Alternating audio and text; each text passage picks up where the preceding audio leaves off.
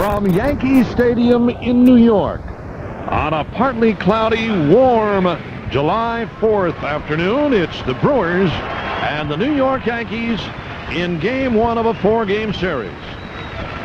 Hello again, everyone. Bob Uecker along with Jim Powell, set to bring you baseball action today as these two clubs meet for the first time in the Bronx. The Brewers have done all right so far on this road trip. 2 out of 3 in Kansas City. The same scenario in Toronto, and losing last night, but they took 2 of 3 from Detroit. This afternoon, a pair of left-handers will work Game 1. It's Scott Carl for Milwaukee and Andy Pettit, who tries to win his 13th for New York. Back with more, including the starting lineups after this on the Brewers Radio Network. Before we give you today's starting lineups, 10 seconds to allow our local stations to identify themselves. This is the Brewers Radio Network. And for the rest of today's starting lineups, once again, here's Jim Powell. All right, thank you, Bob, and happy 4th of July, everyone. Let's check out the starting lineups, beginning with the Milwaukee Brewers leading it off. Second baseman, Fernando Vina. Batting second and playing first base, Kevin Seitzer. Hitting third in left field, Greg Vaughn. In the cleanup spot, the DH, John Jaha. Batting fifth and playing right field, Matt Mieske. Hitting sixth and playing third base, Jeff Cirillo. Batting seventh is the shortstop, Jose Valentin.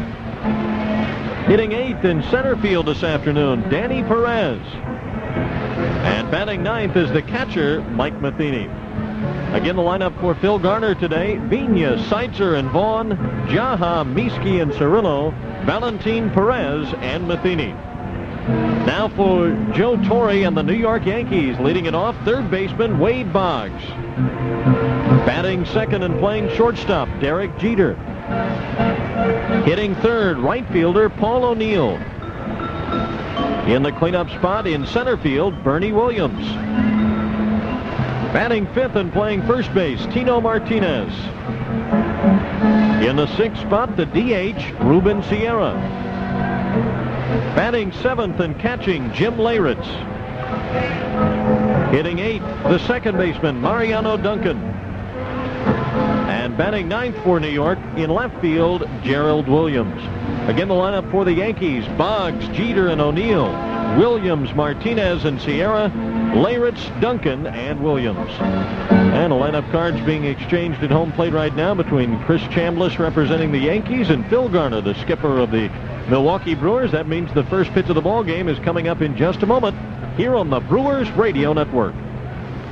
To win in baseball, it takes 100% effort. The same is true in banking.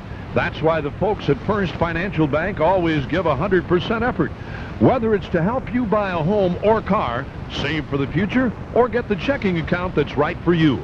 And with more than 70 locations statewide, there's always a First Financial office near you. So for all your banking needs, team up with First Financial Bank, an equal housing lender, member FDIC.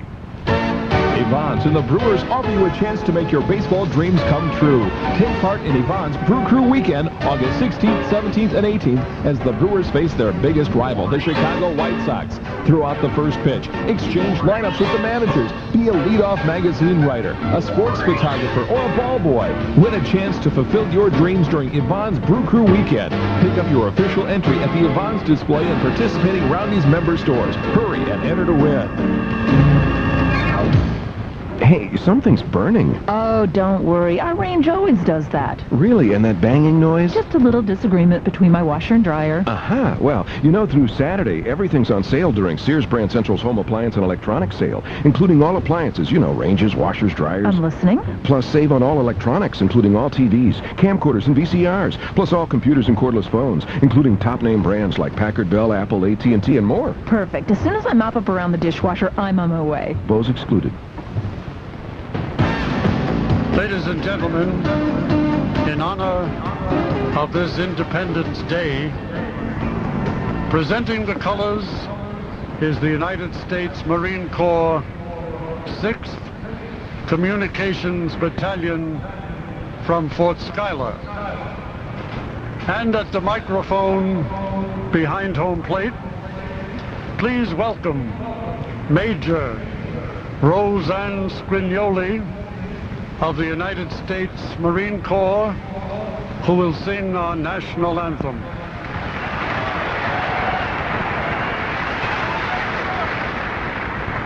Oh, say, can you see by the dawn's early light what so proudly we hailed at the twilight's last gleaming, whose broad stripes and bright stars through the perilous fight o'er the ramparts we watched were so gallantly streaming over the rugged terrain, the wolves pursuing in it, gave proof through the night that our flag was still there. Oh, say does that star-spangled banner yet wave o'er the land of the free and the home of the brave?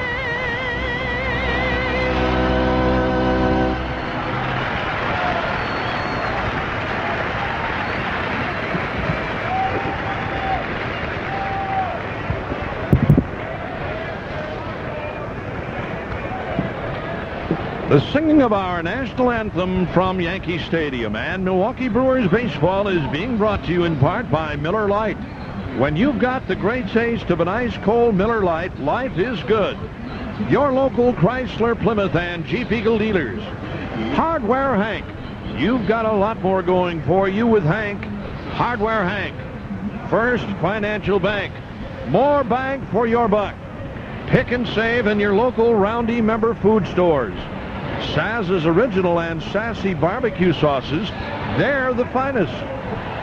Senex Land O'Lakes Co-ops. CarQuest Auto Parts. Midwest Express and Skyway Airlines, the Midwest Express Connection. Fly Midwest Express, the best care in the air. The Wisconsin Dental Association, the sign of a dentist who cares. Sears brand Central Appliances and Electronics, the brands you want at the store you trust. Your participating Anderson Window Center retailer. Come home to quality. Come home to Anderson. And by Usinger's famous sausage, made in Milwaukee since 1880. Today's Sprite home run inning will be the 6th, and in our jackpot, $450, Jim. Well, the Brewers have to try and get it going early here today. They got into town at nearly 3 a.m. last night here in New York, and it's a 1 o'clock local time start this afternoon, high noon, back in Milwaukee. Fernando Vina will lead it off against the winningest pitcher in the American Leagues, Andy Pettit, towing the rubber. And to get us started this afternoon, once again, here's Bob Uecker. Hi, Jim. Thank you very much. And this broadcast, once again, is authorized by the Milwaukee Brewers Baseball Club, intended solely for the entertainment of our listening audience. Any rebroadcast or other use without the expressed written consent of the Milwaukee Brewers Baseball Club is prohibited. Here is the first offering to Fernando Vina, and Pettit missed inside. A ball and no strikes on a partly cloudy day here in New York. 73 degrees at game time. There is a strike, says the home plate umpire, Derwin Merrill. Vina batting .313 with 4 home runs and 24 driven in. Here's the 1-1. Big curve and a dandy. 1-2 now. The Yankees under manager Joe Torre lead the East by 5 into today's game. Here's the pitch by Pettit. And this one is hit back up the middle in the center of base hit. Fernando Vina stays hot. He singles in his first AB today. That was a breaking ball, and Vina stayed right with it and banged it in the center. The Yankee outfield today, Williams, and O'Neill, left to right. That's Gerald, Bernie, and Paul. On the infield, it's the Yankee All-Star third baseman, Wade Boggs. Derek Jeter is at shortstop. Mariano Duncan back in the lineup for the Yankees. He was on the disabled list for a while. Tino Martinez, the former Seattle Mariner, at first. And Jimmy Leyritz doing the catching. The pitch to Seitzer is a strike on the inside corner.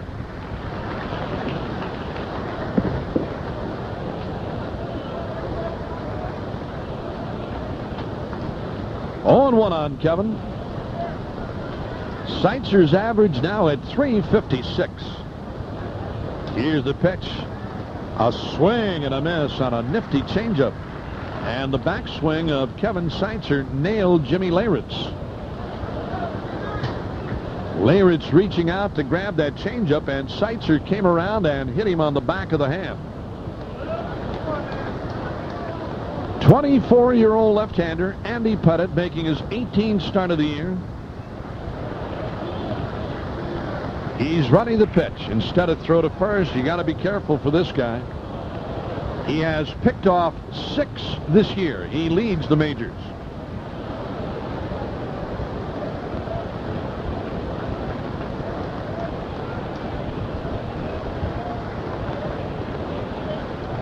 Two strikes. And the pitch. Swing and a miss on a low inside changeup. He struck him out. One away for the Brewers All-Star, Greg Vaughn. Pettit has picked off 8. He leads the majors in that department.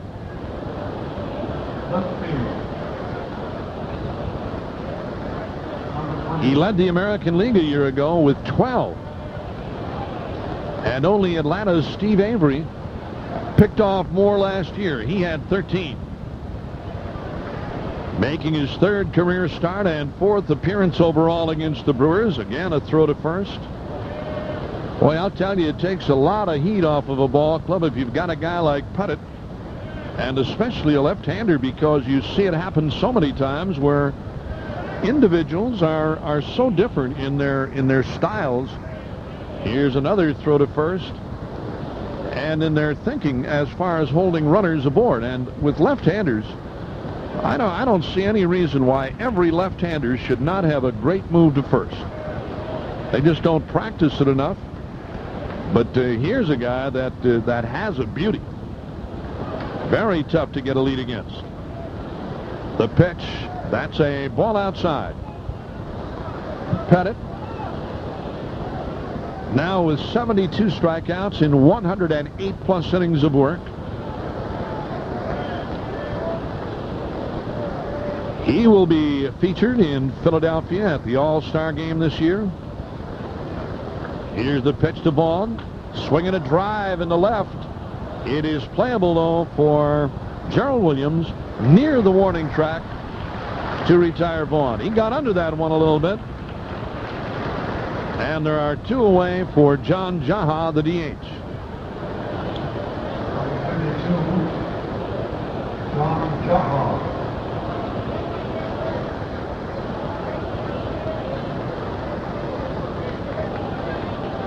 Pettit has really been durable for Joe Torre. He's pitched to a decision in 24 of his last 26 starts, and he's 17-7 over that period.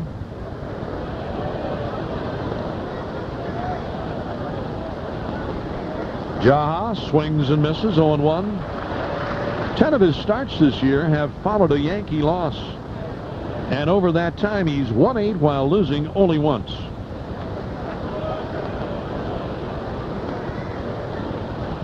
He has won 7, lost only twice here in New York. Another throw to first, and the runner again back in time.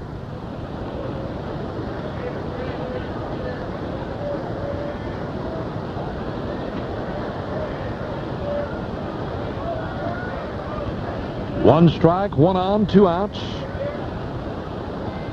Again, he goes over there, and that time a little better move, and Vigna only off by about 3 steps, barely made it back.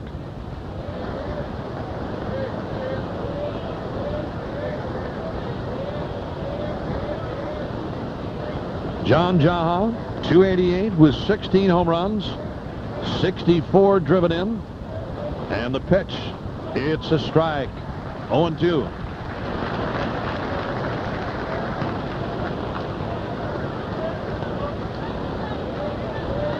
Going to be a fairly nice crowd here today. I thought we would have a lot more people on this 4th of July. It's nice, cool afternoon. The pitch, way outside, 1-2.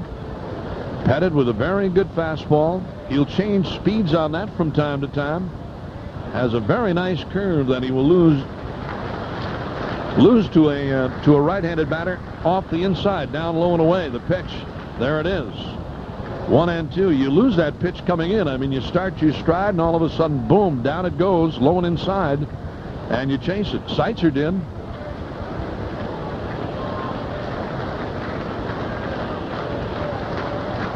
Pettit big and strong. Throw to first. Again, the runner's back. This guy ought to be a very, very popular guy in New York. Good-looking kid. Big. And with success as a Yankee pitcher, it means plenty. Endorsements, advertising, commercial work, the pitch. Change up, hit in the air to right center. This ball is hit. O'Neill can't get to it. It's going to get to the wall. Here's Vigna around third. They're going to try to score him. Here's the throw. Head first slide. He's in. Jaha to third. They got him, but the Brewers have the lead.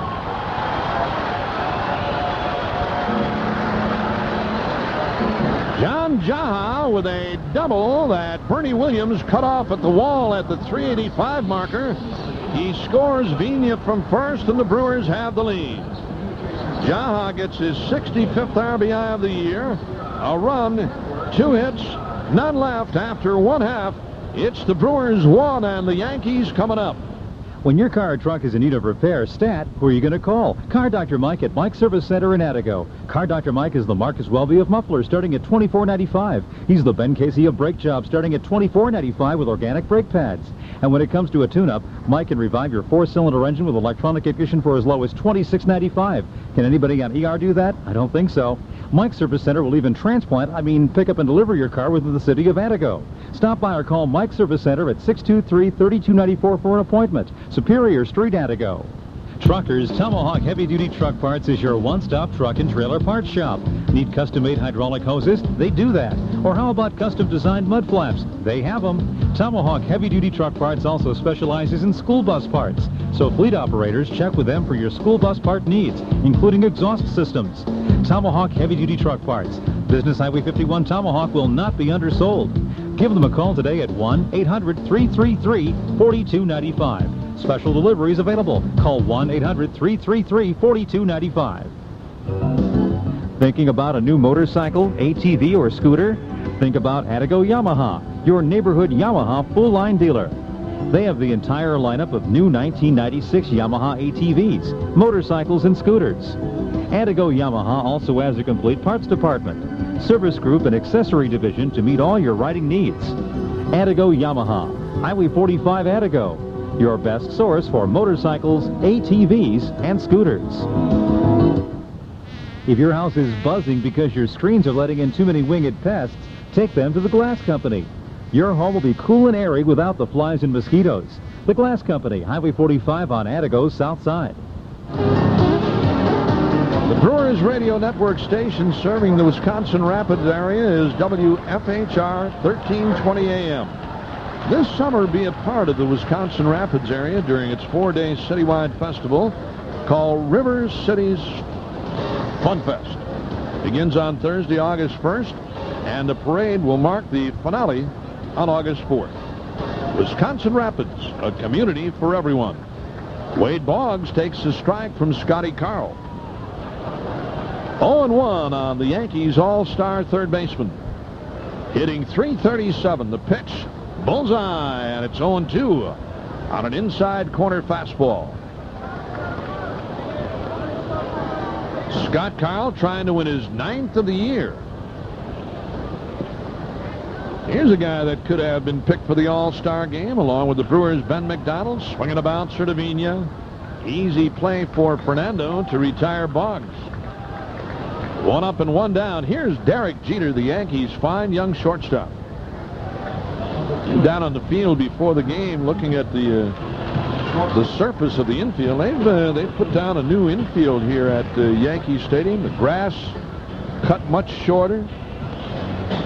Ballpark is in magnificent shape.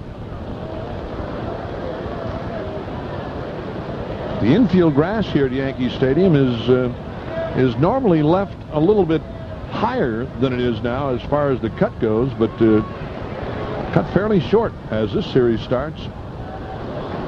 Here's a ball low and inside on Jeter, 278 with 3 home runs.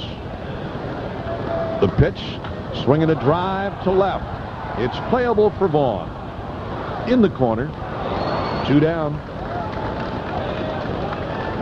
And here comes Paul O'Neill, the Yankees right fielder. Scotty Carl today making his 17th start and appearance of the year. He's done well against left-handed batters, 267, righties at 266, both ways. He's really been tough in his first inning of work. Enemy hitters hitting below 200 against Carl in the first inning. That's an important stat. It doesn't seem like much because you say, well, you know, there's another 8 to go, but that keeping somebody off the board in the opening inning. Here's a ball down low.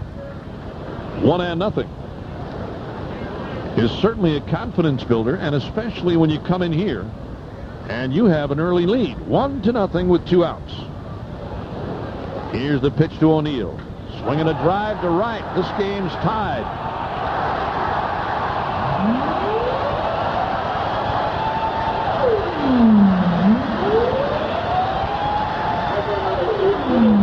That's how fast it got out of here. Never a doubt. Boy, he hit an absolute rocket. Carl tried to slip a fastball inside to him, and O'Neill really turned around on that baby. Boy, did that ball get out of here quick. Wow. The Yankees get only their 70th home run of the year. I'll tell you what, this Yankee club this year, we were talking about this last night. They do not have a big home run hitter. Nobody in the top 10 in home runs. Boggs and O'Neill, and especially Boggs, he's amongst the leaders. In batting, here's Bernie Williams. He's got 16 home runs. And that leads the Yankees. But they have done it with fine pitching and good defense. Williams takes strike 2. Carl right in there. He just made a mistake on O'Neill. He tried to get one inside, and O'Neill, I mean, looking in there, he turned on that baby and rifled it out of here. 2 strikes, 2 outs. Game tied at 1 apiece. We start anew. Here's the pitch. Inside on Bernie Williams. The FCI measurement on the O'Neill home run. This kid's turned himself into a fine center fielder. Getting bigger every year, as are most players in all of baseball. On those big weight programs, Williams, a check swing, strike 3. Tried to hold and couldn't. Carl gets to strike out. The Yankees get a run on 1 hit, the home run by O'Neill. Leave none after 1, tied at 1. And now, with some observations on the game of baseball, here's author and historian Mr. George Plimpton. In all the world of sport, only baseball gives us that satisfying double dose of excitement we call the doubleheader. It's not difficult to... Andy Pettit is set to start his 2nd inning of work today. He will face Matt Beaskey playing in right. Pettit has 112, lost 4, and carries an earned run average of 3.98. Run scoring double by Jaha and a home run by Paul O'Neill.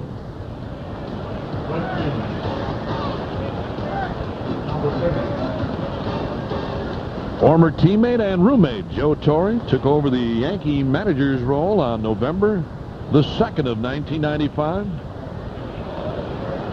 31st field manager in Yankee history. The pitch outside a ball, and the first native New Yorker to ever manage the Yankees. Joe, born and raised in Brooklyn, New York. Avenue T in Brooklyn. Here is the 1-0 pitch. There's a strikeout, Matty.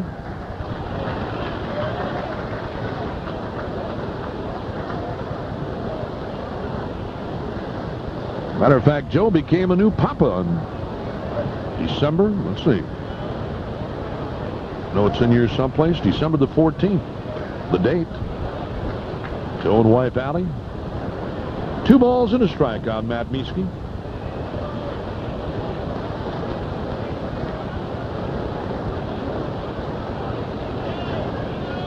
Here's the left-hander's 2-1 pitch. Strike 2. Boy, this guy changes speeds nicely. The Yankees were rained out yesterday. Kind of a funny situation. It rained very heavily in New York early yesterday. Then cleared for about 5 hours at about 11 o'clock. The pitch, low and inside. 3-2 now. But the Yankees, for whatever reason, decided to postpone the game. A lot of people here said they could have played. Why they didn't, I don't know.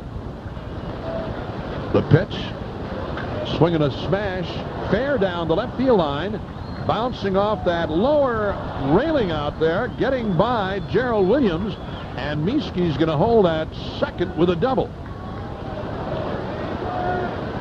That ball caromed off the lower box seat railings, and when Gerald Williams made his run to pick it up, that probably would have been a single. But Williams slipped and fell, and Mieske winds up at second.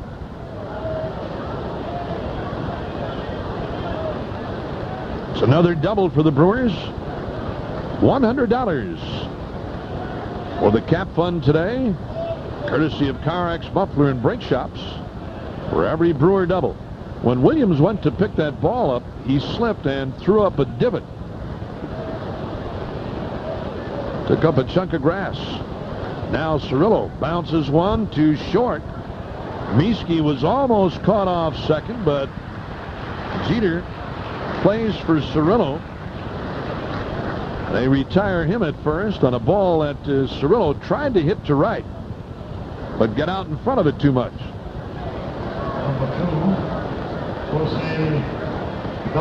Here is Jose Valentin hitting .277 with 11 home runs and 55 driven in.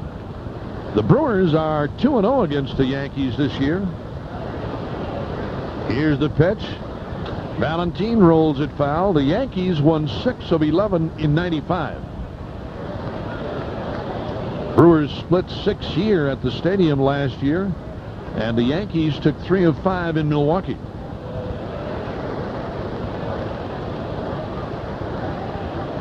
The Yankees have played well here in New York this year, and going back to last season too. The 0-1 pitch. Check swinging a ball high. The Yankees have won 45 of their last 63 regular season games here. That goes back to August the 21st of last year.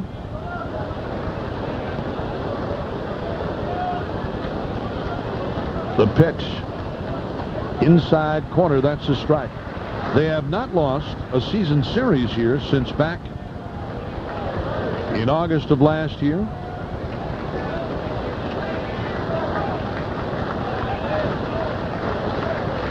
One and two, Pettit ready.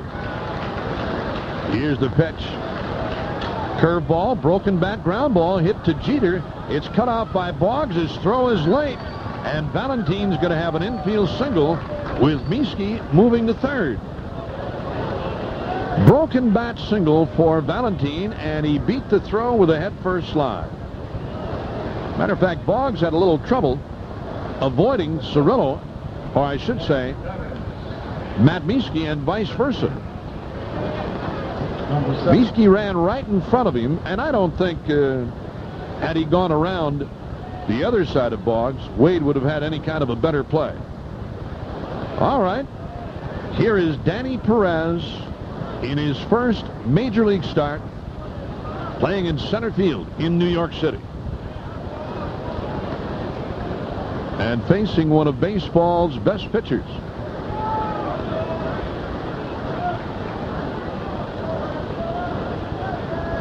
Here's the pitch.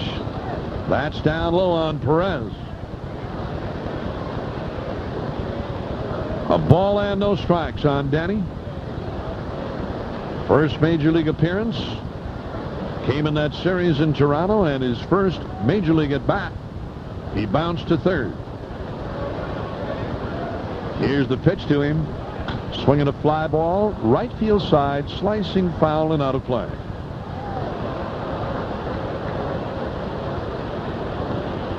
Well, if you're looking at what the Yankees have done on this holiday, July the 4th, since back in 1976, 13-5 and 7-1 here. 1 ball and 1 strike. The Yankees lead the all-time series against Milwaukee 187-165, and that's not bad, considering some of the clubs that the Yankees had in those early 70s and what the Brewers put together coming out of Seattle. They've always played pretty well against New York.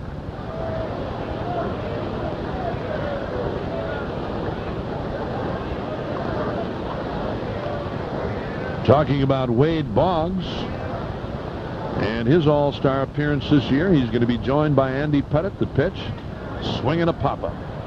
This ball might be playable. It will be. Tino Martinez makes the catch to retire Danny Perez. And it's up to Mike Matheny now with runners still at the corners. John Wetland also will make an appearance in Philadelphia this year.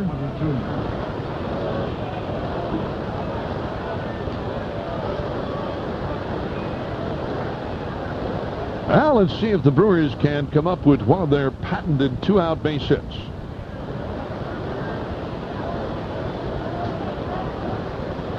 They have really scored a lot of runs after 2 outs this year. And even getting rallies started after 2 outs has been commonplace. We have a little bit of rain falling here in New York, just a very slight shower. The pitch to Matheny. It's a strike, and it's 0-1.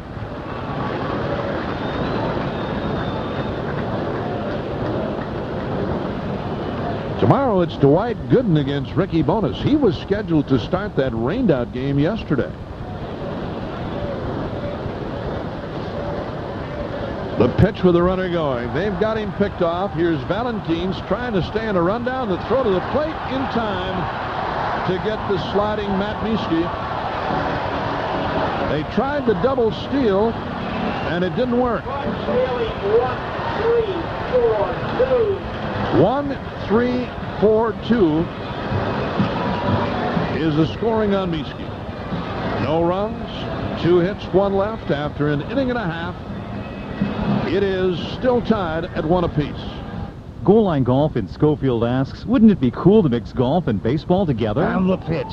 Holy cow, it's a hole-in-one. 4 runs will score. If you love golf as much as you like listening to baseball, listen to this. Goal Line Golf is stocked to the rafters with things you need to start fresh this upcoming season. Golf bags, golf balls, new and used clubs, and golfing apparel. And he hits it just off the green. The caddy throws to first. He's out of there. Swing into Goal Line Golf for a free swing and club analysis. Goal Line Golf, Grand Avenue, Schofield. Herb Sales and Service in Tomahawk has new exciting Polaris personal watercraft models in stock and water ready for you today. And these special incentives will make it even easier for you to own one. From now until July 31st, receive a rebate of $240 on all Polaris models, plus a free life vest. Or on selected models, choose either no money down, no interest or payments till January of '97, or an additional rebate. Get wet, get wild, get your Polaris personal watercraft from Herb Sales and Service, Business Highway 51 Tomahawk today. If you live a hectic lifestyle, you know it's easy to forget things. So this commercial is just a reminder that you should get the oil in your vehicle changed every 2,500 miles. Parsons Chevrolet Buick Geo Olds Cadillac will get you back on the road with a 1995 oil change. That includes checking fluid levels, moving front suspension, inspecting the underbody, and complimentary hand wash and vacuum. Quality service done the traditional way. Call Parsons for an appointment today. Parsons of Attigo, your Mr. Goodwrench dealer. A sparkling sun over a crystal clear lake, a gentle breeze wafting over your own personal deck, workout facilities, pool, huge fireplace. Sound good? It can be yours. Fuller interval ownership. Call the Beacons of Minocqua and live your dream. Brewers youth baseball camps offer boys and girls ages 8 to 12 the opportunity to improve their skills. Call today for camp dates and locations. 345-0337. Leading off for the Yankees, it's Tino Martinez, their first baseman, and he takes a strike. Now, the big news here in New York this morning concerns Darryl Strawberry once again. Here's the 0-1 inside a ball. He has been playing with the St. Paul Saints of the Independent Northern League and has had a tremendous spring. And wouldn't you know it, here's the pitch. Swing and a miss by Martinez. The Yankees have signed Strawberry to a one-year contract with a club option.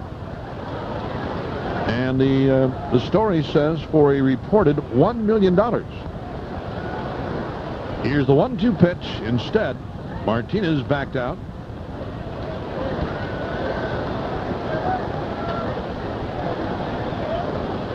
The Yankees decided, here's the pitch. Fastball is hit in the air into right center. Madmiski the call, and now the catch with Danny Perez right alongside of him. Here is Ruben Sierra, the DH, batting .256, but the Yankees decided not to renew or pick up the option on his contract for 1996. Bob Watson has come under fire from the Yankee press. And who else? Swinging a drive to right by Sierra. This will get to the corner. It's going to be an extra base hit. He'll hold at second with a one-out double.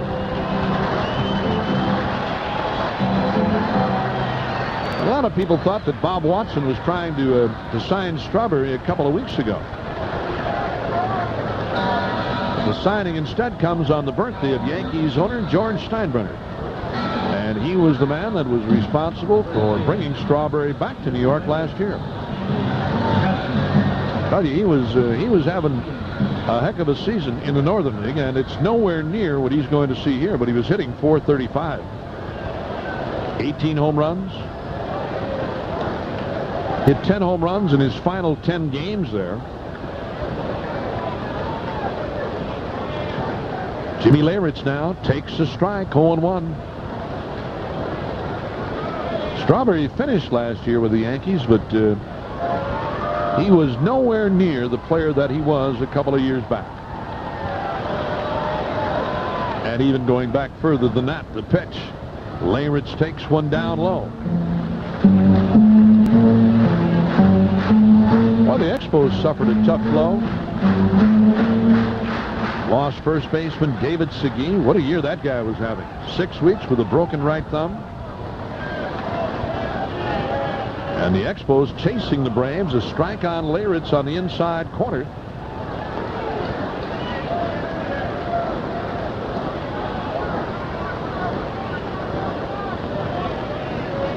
Segui was injured last night in their 3-1 loss to the Braves. The 1-2 pitch. A swing and a line drive foul to left. So Darryl Strawberry will be back here.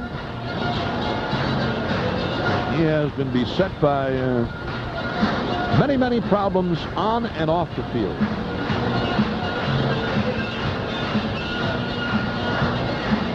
But he was a big man over his first 8 to 10 years in the big leagues. Played 8 seasons with New York, been with the Dodgers, briefly with the Giants, and now back here.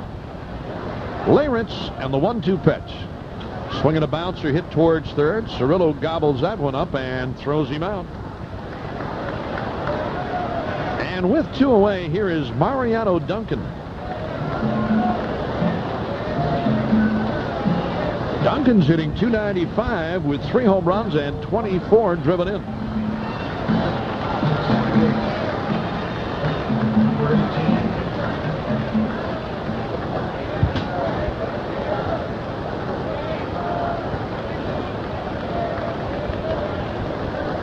Mariano Duncan in there against Scott Carl. Here's the pitch. Swinging a smash to right center. They're going to try to score Sierra. The throw by Perez is way wide, and the Yankees lead 2-1.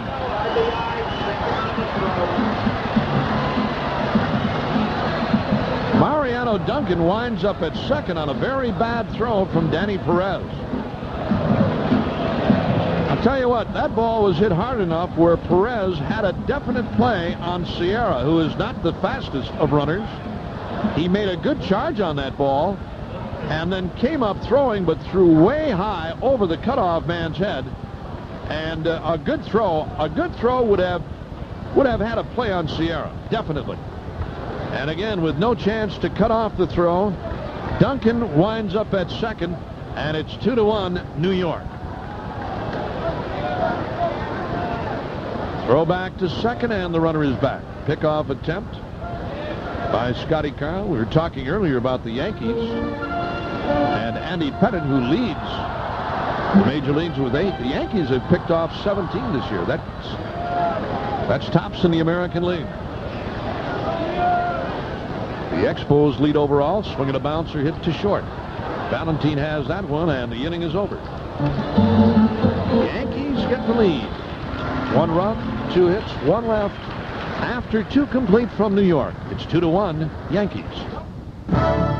Welcome to Sports Table, sponsored by Skyway Airlines, the Midwest Express Connection. I'm Norm Banks. And Frank Manning. Talking about the awesome winning streak of Midwest Express Airlines. That's right, Norm. Midwest Express is rated the numero uno airline by Condé Nast Traveler magazine. How'd they do it, Frank? Well, Midwest Express has extra wide... Could it be their extra wide 2-across leather seats? Great service, and they Exactly. Those other airlines aren't even a close second. And they have all that award-winning service at competitive coach or discounted fares. Well said, Frank. Thank you.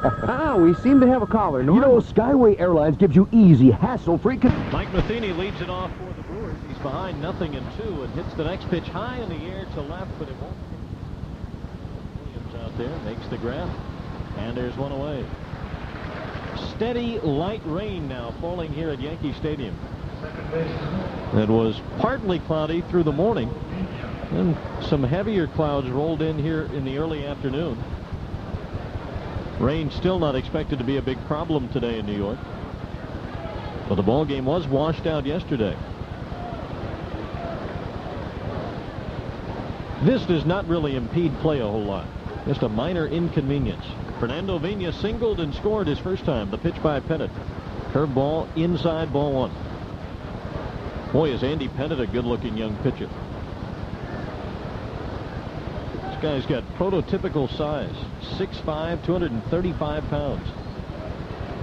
1-0 pitch. Hot shot. Fair. Inside the bag at first. Rolling down into the corner for extra bases for Fernando Vina.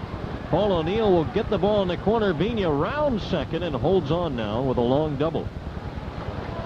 So Fernando Vina is 2 for 2. And here's Kevin Seitzer. Brewers trailing here 2-1, top of the 3rd inning. Base hit by Seitzer can tie the game.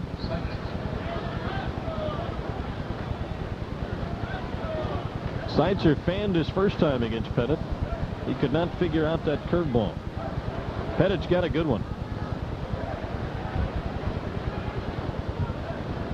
He's got a plus fastball, a plus curve, and a plus slider.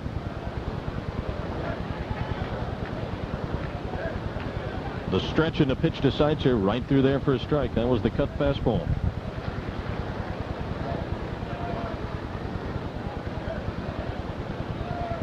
He's got Good command, good poise for a young pitcher.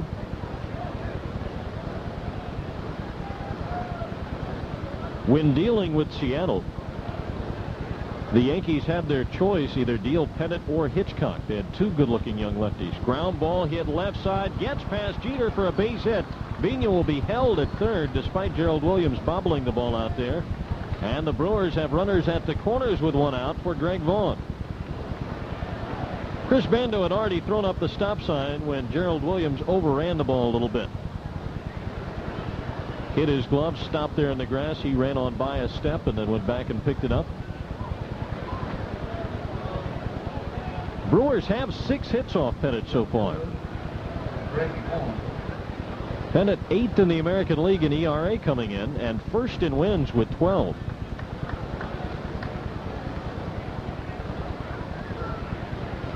Well, this is the man you want at the plate with ducks on the pond. 1st and 3rd for Vaughn. Flied to left his first time. Deep left. Of course, it takes a shot to get the ball out here to left, unless you hit it right down the line. Pitch by Pettit. Swinging a pop-up, foul ground, and out of play. It's 318 down the left field line, 399 in straightaway left field, 408 to straightaway center, 385 to right center, and 314 down the right field line. Much shorter porch in right than to left. This ballpark made for a left-handed slugger. There's a ball inside. Pettit will pitch inside. He's got all of the attributes you look for in a pitcher. A, he's left-handed.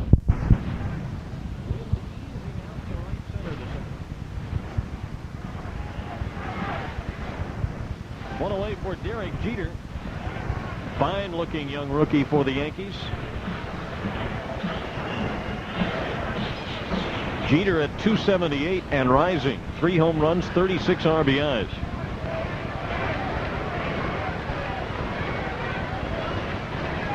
Pitch by Carl. Strike called outside corner. It's not always easy to compete for a division title when you've got a rookie out there at shortstop, but this is no average everyday rookie. Ball outside. He plays like a veteran. Just turned 22 years old last week. Played 86 games for the Yankees before he turned 22. There's a ball inside. Only 8 other Yankees have appeared in more games before their 22nd birthday. And there have been a lot of Yankees. One of the oldest and proudest franchises. Line drive up the middle. Vigna had him shaded that way. He's there. Throws him out. 2 gone. Credit that out to Jim Gantner and Don Rowe, Lamar Johnson. Chris Bando, the Brewers brain trust that goes over all the hitters in the scouting reports, decides how they want to pitch each hitter, and then they talk about how they want to line up the defense. And that time Fernando had Derek Jeter played perfectly. Here's Paul O'Neill, a solo homer his first time, and he takes a fastball inside. Word on Scott Carl starting to get around the league a little bit. Number 1, he's right around the plate. He throws a lot of strikes. Number 2, he likes to pitch inside. He's not just willing to pitch in there. He likes to. Ball low and outside. In fact, he makes a good bit of his living inside. He'll still go down and away with the breaking stuff, but he'll really try and burn some fastballs by you on the black on the inner half. There's a fastball low and inside. 3-0. And that's what he tried to do on O'Neill's first at bat. Start him with a fastball down and in. That pitch may actually have been off the plate, but O'Neill was clearly looking in for a fastball. Their scouting report says he might try and sneak one by you early in. Fastball right down the middle. And O'Neill took a pitch that was probably not over the plate and drove it into the seats in right. Only his 8th home run of the year, the pitch. Bounces up there, ball 4. 2-out walk to O'Neill. And that will bring up Bernie Williams with 1 on and 2 out. 2 runs on 3 hits for the Yankees, 1 run on 6 hits for Milwaukee. Couple of trends to keep an eye on during this ball game today, particularly with regards to the Yankees. Number one, if you don't beat them in 8 innings, you don't beat them. They are 47-0 when leading after 8 innings. And since the start of '94, they are 179-6 when leading after 8. Pitch to Williams, up. Yankees are also 28-2 this year when they hold the opposition to 3 runs or less. And they are 39-3 when they out-hit their opponent. Now, most teams win more than they lose when they out-hit the opposition, but 39-3 is unbelievable. Drive to left, right at Greg Vaughn. Makes the grab to retire the side. Bernie Williams put a charge in that one, but hit it right out to the Brewer left fielder.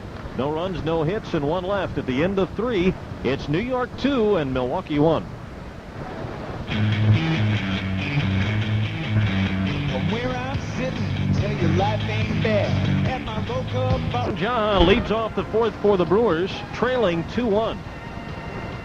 Milwaukee has out-hit the Yankees so far, 6-3, but they trail at the cash window. Pettit into the motion, his pitch, big breaking curveball right through there for strike 1. Miller Beer brings you the American League scoreboard and standings. Chicago and Cleveland now underway at Jacobs Field. Through 3, it's the White Sox 1 and the Indians nothing. James Baldwin against Blackjack McDowell, swinging a high fly ball to left. Back there is Gerald Williams, and he makes the grab. Easy play. 1 down in the 4th for Matt Mieske.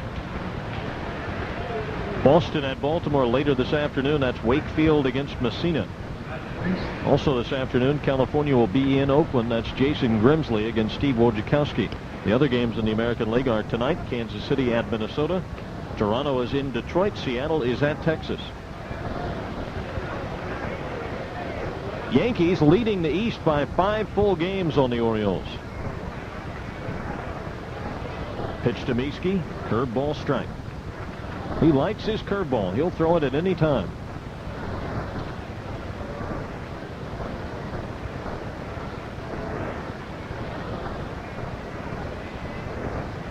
Now the windup and the pitch by Pettit. Changeup swung on, missed. Doesn't throw that straight change very often, but he worked it past Mieske. Toronto in 3rd in the East, but 13 games on a 1st. And really, it's a 2-horse race in the East, and the Yankees want to pull away and make it a 1-horse race. 5-game bulge. Mieske fouls one back. Cleveland by 4 games on Chicago as they begin that 4-game weekend series at Jacobs Field today. Brewers in 3rd place. They lost a game to the Indians yesterday. Cleveland rallying to beat Kansas City last night while the Brewers were losing in Detroit. So the Brewers interplay this afternoon, 8.5 back. The pitch, ground ball, fouled on the 3rd base side. Twins are in 4th in the Central, 10.5 back. Then it's KC, 16.5 off the pace. Out west, Texas and Seattle open that series in Arlington tonight, with the Mariners trailing the Rangers by 6 full games. California 8.5 back. Pettit misses outside. And Oakland is now 4 games under 500 and 10.5 out of 1st. American League scores and standings brought to you each day by Miller Beer. You've got to reach for what's out there. Here's the pitch. Swing and a miss by Mieske. He struck him out. Matt Mieske goes down swinging, and another off-speed delivery by Pettit. That is his 2nd strikeout. 2 away here in the 4th inning for Cirillo. Jeff Conine is homered for the Florida Marlins. That gives the Florida team the lead on Philadelphia, 2-1, top of the 3rd. Marlins trying to snap that 4-game losing streak. That's Pat Rapp this afternoon against Kurt Schilling. That's the only game going at the moment in the National League. Slow windup by Pettit, and the pitch to Cirillo. Curveball strike outside corner. 10 seconds station identification on the Brewers Radio Network. What I hear on WRLO, Antigo, Crandon, Rhinelander. The bankroll at Reeves Family Foods on Lincoln Street, Rhinelander is a whopping $1,300 this week. Don't miss your chance to win. No purchase necessary. Stop at their service desk for details. So the Brewers pick up their 7th safety against Andy Pettitte. They just haven't been able to bunch them in sufficient numbers to tally up some runs here. 1 run on 7 hits. See if Valentine can come up with a 2-out hit here. Reached on an infield single his first time. Rain continues to fall here at Yankee Stadium. Again, it's a light rain. There are some umbrellas out, but those who don't have umbrellas have not fled. They've stayed right where they are. It's a nuisance, but at the moment, not a big factor. And we can see blue sky out beyond center field. Clouds have broken up all over. Valentine checks his swing. Doesn't matter. A strike call.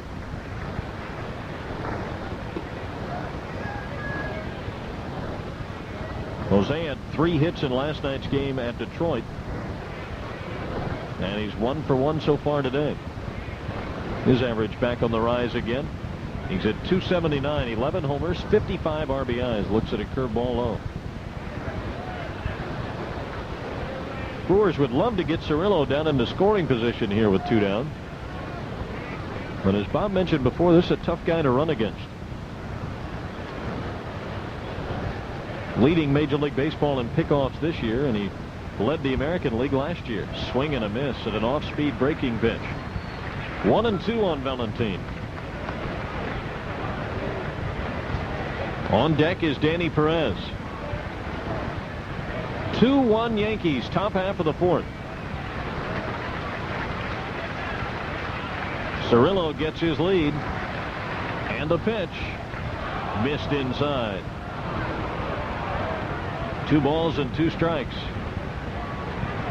Leyritz is not what you would think of as the first-string catcher on this ball club.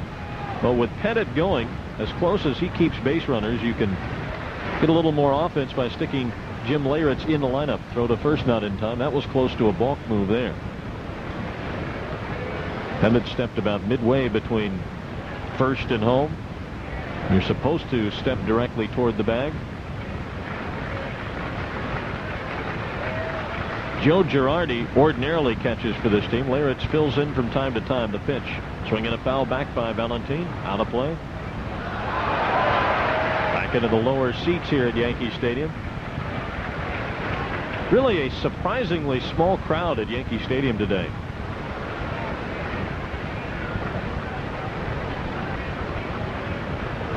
I don't think the rain held it down either. It didn't rain all morning. No call for heavy showers today. 2-2 pitch. Change up, swung on, missed. He struck him out. They'll have to throw him out as the pitch was down in the dirt. And Leyritz does so. 2 strikeouts in the inning for Andy Pettitte.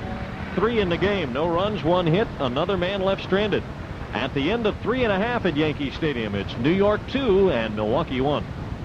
Announcing sensational prices on Firestone tractor tires at Southside Tire in Anago, Schofield, or De Pere. Firestone tractor tires offer unmatched quality. And right now, at the Brewers Clubhouse store. Ricky will be at the Clubhouse store in Brookfield Square Mall on Saturday, July 13th from 11 a.m. to 12:30. Bottom half of the 4th inning here at Yankee Stadium. Tino Martinez will lead it off for New York. In his first season in the pinstripes, he looks at a strike from Scotty Carl. Tino flied to right his first time. His average at 282. 13 homers, 60 RBIs. 0-1 pitch. Hot shot down the first base line. Diving stab by Seitzer. Knocks it down and throws him out. Scotty Carl covering. Nice play by Kevin Seitzer.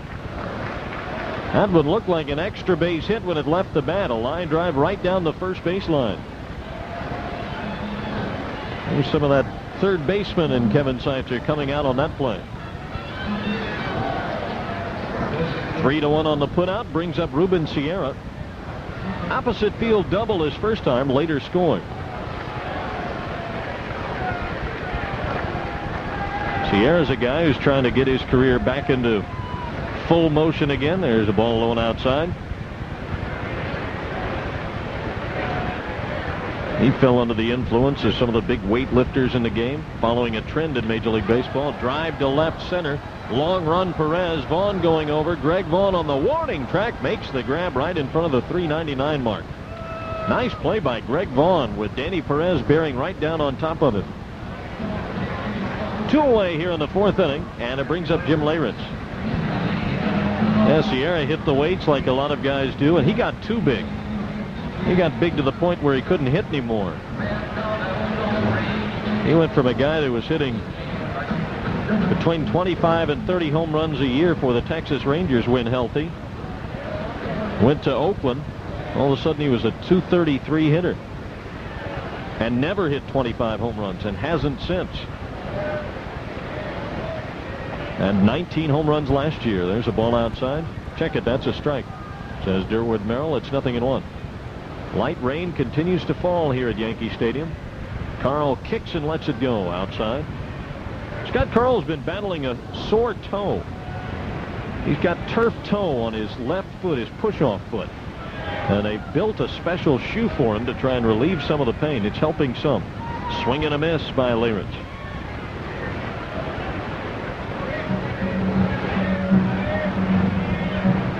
In fact, the toe feels a lot better when it's in those spikes than it does any other time when he's just walking around in the clubhouse or whatnot. He says he's got to be very careful not to do anything to jar it.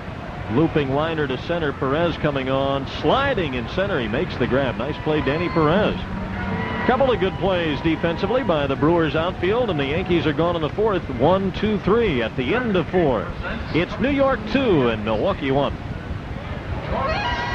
From the people who brought you one clever idea after another comes the Plymouth Clever Ways to Save sale. We're getting a new Plymouth for 0 down and no monthly. Tender Andy Pettit still warming up here as we get ready to start the 5th inning. They brought some quick dry out around the home plate area in the batter's box and on the pitcher's mound. As the rain continues to fall, again, it's not raining all that hard, but it is having sort of a cumulative effect here. Andy Pettit, born in Baton Rouge, Louisiana. I don't know that he's really got the same kind of style as another Louisiana lefty that had some success here in New York, Ron Guidry, but he's made an impressive debut in the American League last year and this year. He has been outstanding. We go to the 5th inning once again. Here's Bob Uecker. All right, Jim, thank you very much. And it is going to be Danny Perez to lead off. He had a chance to knock in his first run back in the 2nd with a couple of runners aboard and hit a pop-up and was retired. Now I want to send best wishes for a speedy recovery to Sue Jellick. Underwent surgery at Columbia Hospital in Milwaukee. Tuned into our broadcast today. Mary Duffy tuned into our broadcast up in Hayward, Wisconsin over WRLS FM. Nick Bender, the station manager up there. Good friend Pat Duffy, who lives here in New York City, says hello to his mom. 1 ball and no strikes as Pettit missed on Danny Perez out of a slightly open stance and a 1-0. Strike on the outside corner, says Durwood Merrill. 1 ball and 1 strike. And the pitch. Perez sends a fly into right center. Paul O'Neill has the call, and now the catch for out number 1. 1 away, and here is Mike Matheny. Talking earlier about the Yankees and their signing of Darryl Strawberry. Yankees gave a young high school kid, 16 years old, $1 million+. He has yet to attain a high school diploma. Here's the pitch. Outside a ball, but he was given that signing bonus by the Yankees, $1.6 million. A $100,000 college allowance. Here's the 1-0 pitch. Matheny slapped it foul. 1 ball and 1 strike. And airfare for his Yankee-crazed father and mother to visit him twice a year in the minor leagues. And the Yankees hope those visits don't last too long in the minor leagues. Here's the pitch. Inside corner is strike. 1-2. The Yankees have high hopes for this kid. 185-pounder, 6'1". Here's the pitch. A little bit high on Matheny, and it's 2-2. Well, I guess the last guy that got that kind of a... Who was it? Kid by the Oakland A's, I think.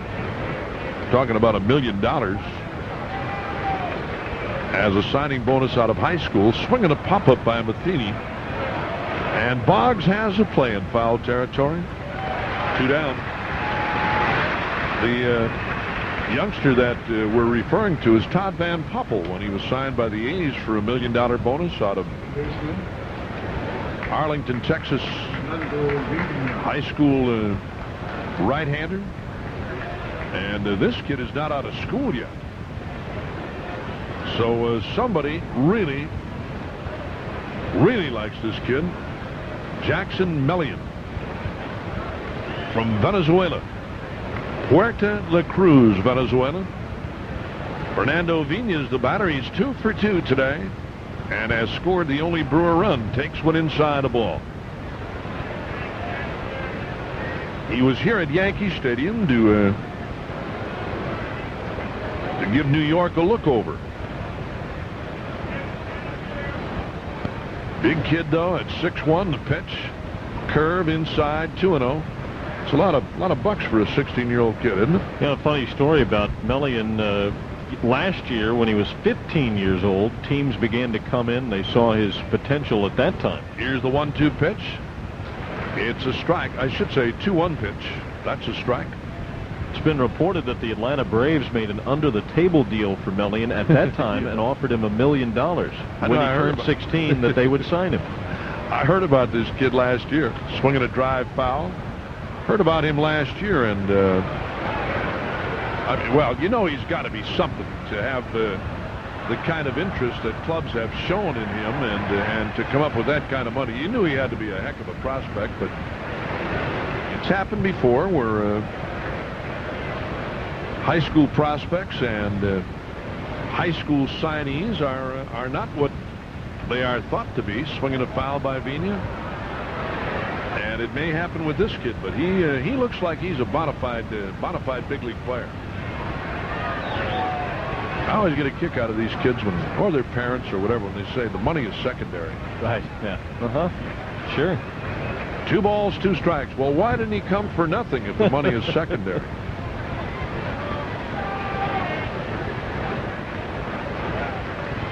So the Braves were disappointed. Shell out $1 million or so, they thought. Buy a 15-year-old, it's not enough. 2-2 pitch to Viña, line to right. O'Neill's there. Inning over. 3 up, 3 down after 4.5, 2-1, New York. The Bergstrom June 2000 is creating a sensation all across Wisconsin, and for good reason. With 22 dealerships throughout the state, they're doing whatever it takes to sell 2,000 vehicles during the month of June. It's the opportunity of the summer to shop for the vehicle you've always wanted. Economy to luxury and everything in between. So make Bergstrom your first stop and choose from literally...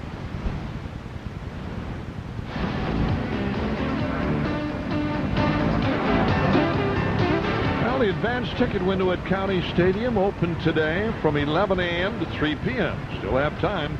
Phone center 933-9000, or here's the pitch, strike on the inside corner, or 1-800-933-7890 will be open from 11 a.m. to 3 p.m. also on this 4th of July. Here is a fastball down low and outside on Mariano Duncan. Singled and knocked in the Yankees' second run in the second inning. Here's the pitch. Duncan had a big cut and he missed. 1 ball and 2 strikes now. Continuing with this New York story about that 16-year-old youngster signed by the Yankees. The pitch, swinging a foul by Duncan. They also signed Katsuhiro Maeda out of the Japanese league. They gave the parent club, the Cebu Lions, $500,000 to acquire Maeda, and then paid him. Here's the pitch, inside a ball. $1.5 million in signing bonuses. And the story tells us that he has a 98-mile-per-hour fastball. And the Yankees feel that those are the two premier players on the international market. Swing and a miss. He strikes out Duncan. Maeda is also a Japanese pitcher with orange hair. He dyes his hair like Dennis Rodman does. That will play nicely here in New York, I'm sure, one day. Well, love him. He'll have a huge following. If he ever gets here, he'll have a huge following. He had 5 scoreless innings down in A-ball yesterday. Gerald Williams looks at a strike, and it's 0-1.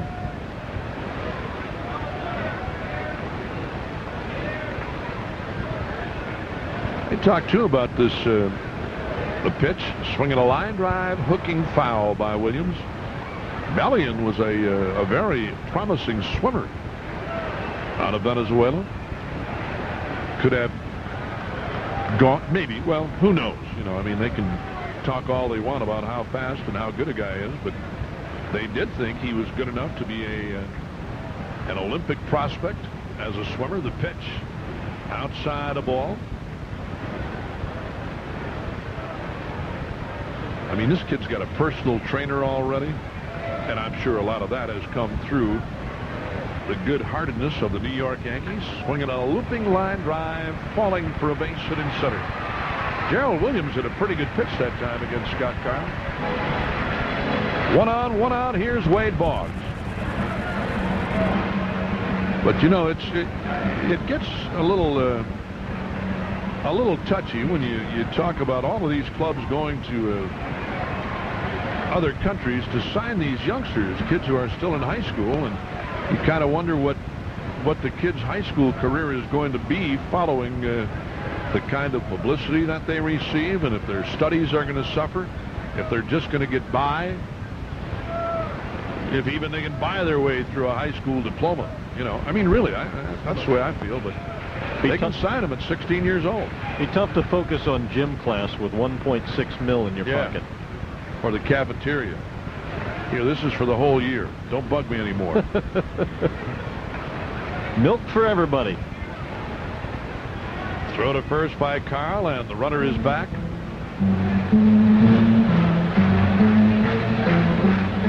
But they say Melian has plenty of power, good speed.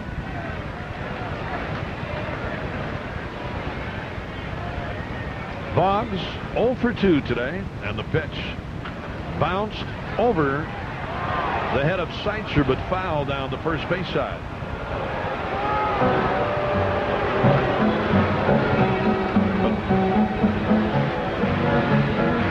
But Melian's father was a part-time scout with the Braves anyway. You know, a lot of people have had this kid work out. I mean, there's scouts over there all the time. I mean, I'm sure every club has seen him. I don't know if everybody wanted him or not, Jim, but I mean, $1 million+ signing bonus is by no means unheard of today. Maybe some other clubs didn't want to take a chance on him for that kind of money. Well, to put it in perspective, the reported figure that the Brewers got Chad Green, their first-round draft choice, and the 8th pick in the draft for, was slightly over $1 million. So this kid got $600,000 more. Yeah, I mean, that's no big deal. I mean, if somebody is really that kind of a prospect, the pitch to Boggs, he hit it foul.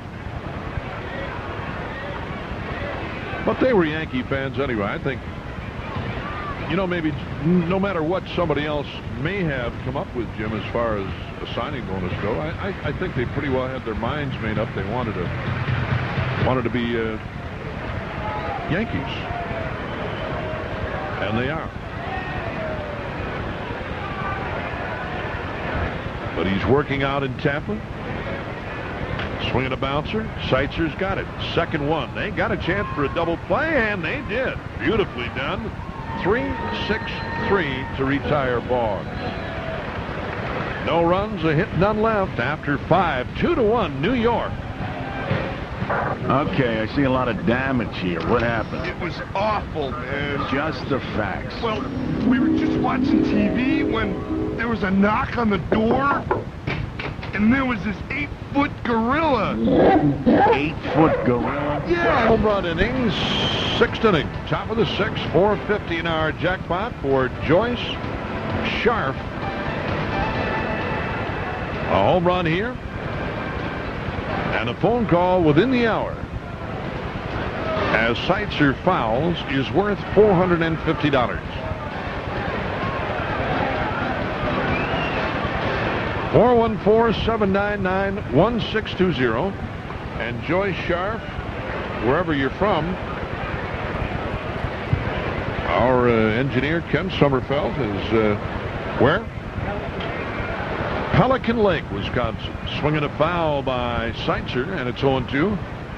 Well, we didn't arrive till about 3 o'clock this morning. Then by the time the luggage reached each individual's room, it was around 4 to 10 after 4. So it was a very short morning. Bus left the hotel at 10:45 today. A lot of players didn't get a lot of sleep, but they're battling here today. Seitzer flies to right. O'Neill makes the catch. Everybody on the bus was upbeat this morning. Ready to play.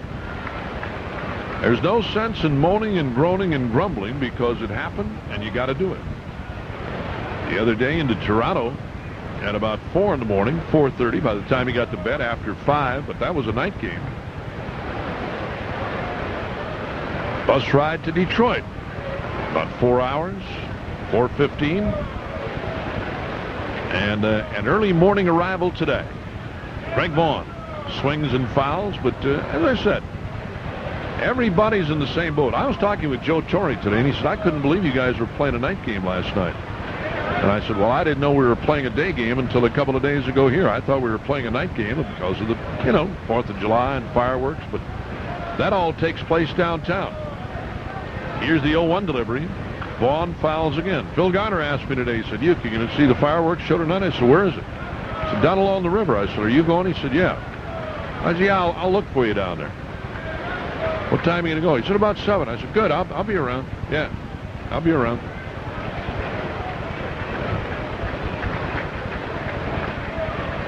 He has seen me for the last time today. 1 ball and no strikes as Pettit missed inside. You don't have to go to a fireworks show in here, in New York City. Anytime you're here, there's stuff going on all you got to do is open your hotel window. You can hear all kind of stuff. Low and inside on Vaughn, 2-2. Darryl Strawberry is the Columbus Clippers designated hitter this afternoon in their game against Toledo at Columbus. He is batting 3rd. The first inning, he hit a 1-0 pitch for a 2-run homer. 2-2 pitch. Right field. Low and inside on Vaughn. Brian Barnes. Well, they are telling us that Darryl Strawberry is the DH at Columbus today in his first assignment as a member of the Yankee organization. First time up, he hit a 2-run homer. 3 balls, 2 strikes the pitch. Vaughn sends one to right in the corner. Long run O'Neill. He is going to make a nice running catch to retire Vaughn. 2 up and 2 down. Pettit keeps rolling. The Brewers have out-hit the Yankees today, 7-4. But the Yanks lead the pay window 2-1. Midwest Express Airlines salutes its partners in travel. Today it's Margot Garski of American Express in Racine. She'll receive 4 tickets to a future Brewers home game, courtesy of Midwest Express Airlines, the best care in the air. John Jaha is the batter now, and he looks at a strike.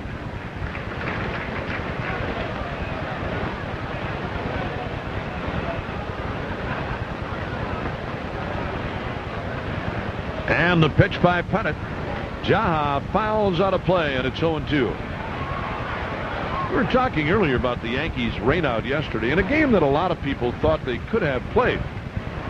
But what it did was push Dwight Gooden back to a start tomorrow and eliminated Ramiro Mendoza. Here's the pitch. He would have started the game tomorrow. A ball down low, 1-2.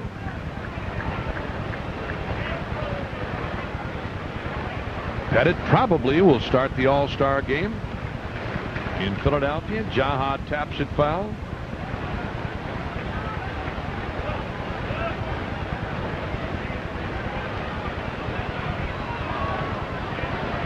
The Yankees said they wanted to play yesterday, but they said the field was just unplayable. Here's the pitch.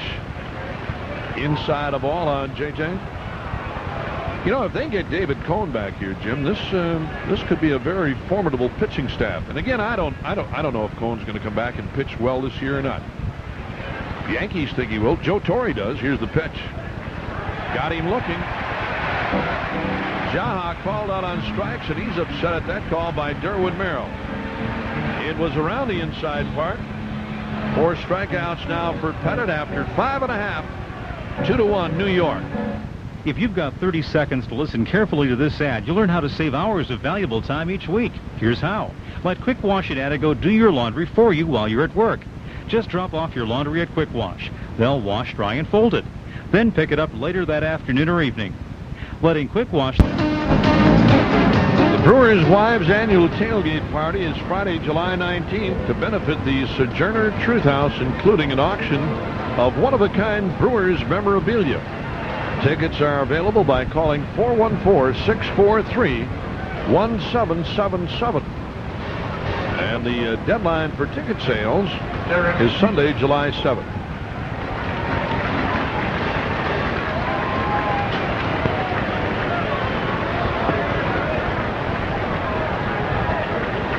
Derek Jeter, the Yankees shortstop, leads it off here in the 6th inning.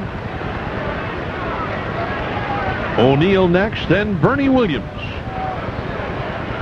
Scott Carl has pitched a dandy here today. He's allowed only 4 hits. A first-inning home run by Paul O'Neill and a run-scoring base hit by Mariano Duncan. And the first pitch high, ball 1 on Jeter.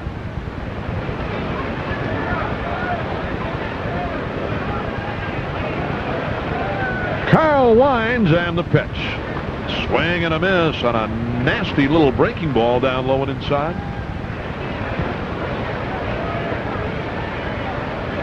One ball and 1 strike. And the pitch. That drops a little bit low on a change of pace.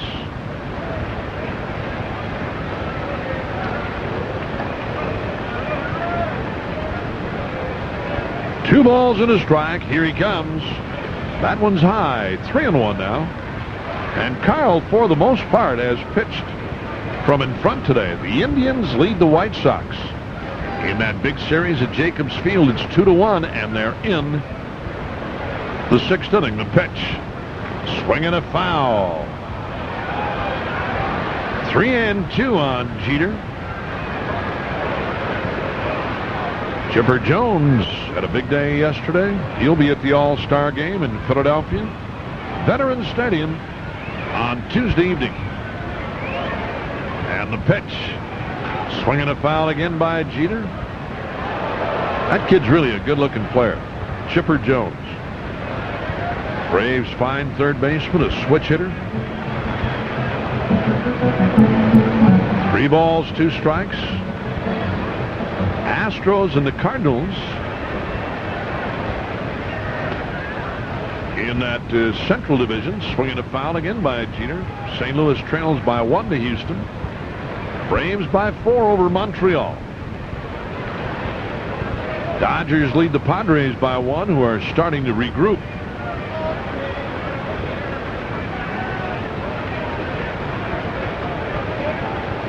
And the pitch. Swinging a drive to left. If it's fair, it's gone. It is. A home run for Derek Jeter.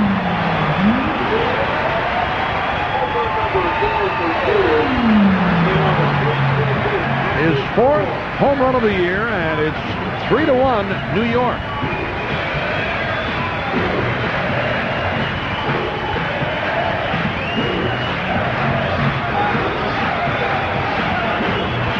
Well, I'll tell you, there's a couple of great-looking young shortstops in this league, along with Jose Valentin, who is an outstanding player for the Brewers. Got power. Valentin's defensive totals are down this year, but he ranks right up there with this kid and that boy up in Seattle. And a strike on Paul O'Neill. Alex Rodriguez. Kid in Toronto isn't bad. Gonzalez. Just saw him about a week ago. Here's a swing and a bouncer up the middle by O'Neill. Valentin has it and throws him out.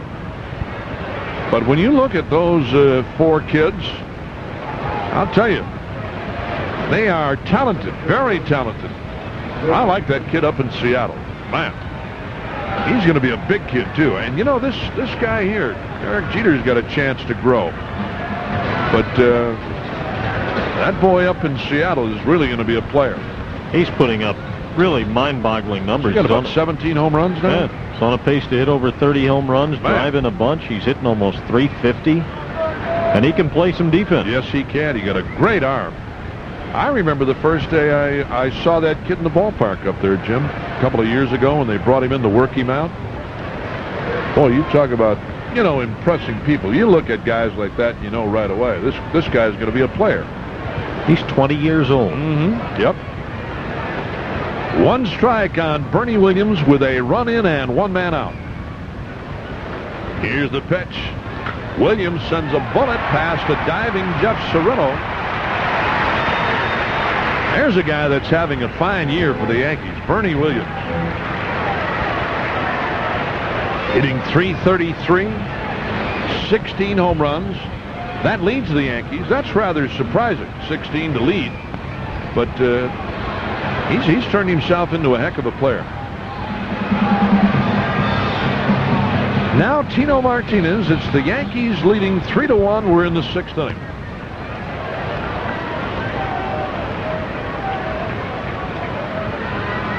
Now the Yankees get David Cone back. He could really be a factor, and they are encouraged by what Cone has done thus far.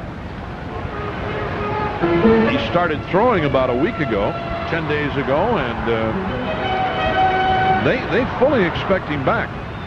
And again, that's the manager, Joe Torre, and the coaching staff, and they know more about it than anybody. I mean, they see him when he's throwing and working, and it could be this year for David Cone, and what an asset he would be.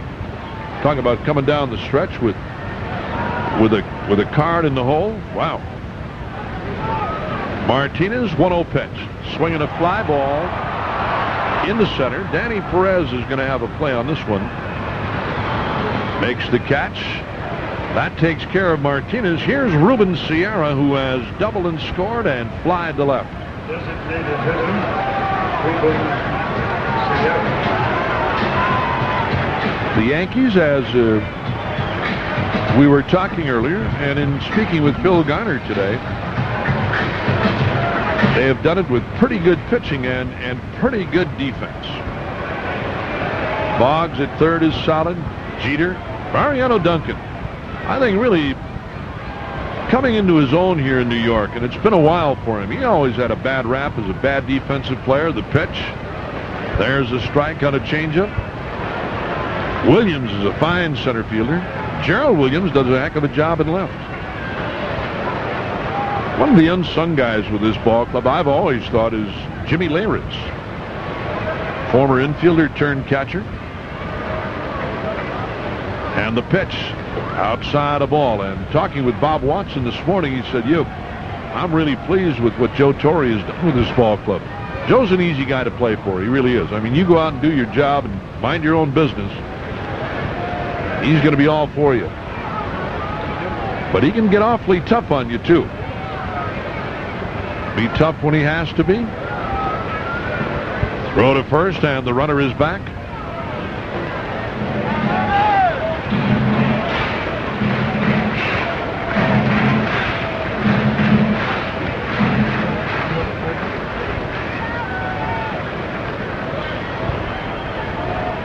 Throw to first, and the runner is back.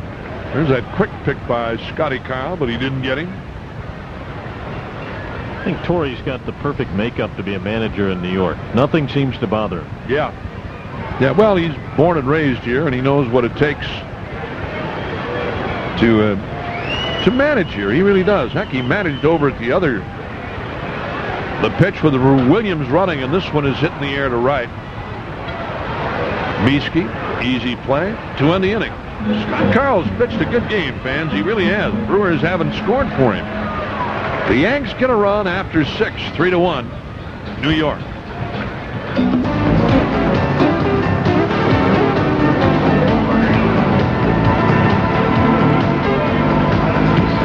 We move to the top half of inning number 7. And stepping in to call the action for you now, here's Jim Powell. I thank you, Bob. Brewers need to get something going here. They trail it 3-1 against Andy Pettitte and the Yankees. It's Mieske, Cirillo, and Valentine due up here. Milwaukee is out hit New York 7-6. Mieske takes a fastball high, ball 1.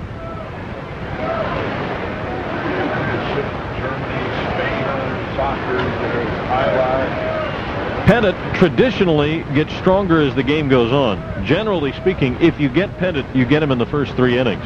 Change-up outside. 2-0 on Mieske, who doubled in the second and struck out in the 4th.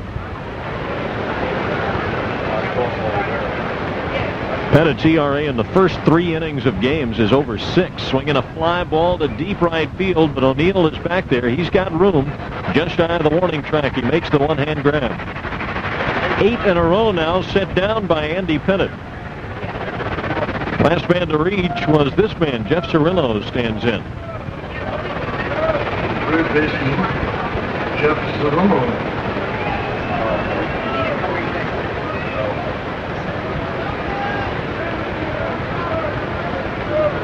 Mariano Rivera, right-hander, begins to loosen for New York. That's not good news.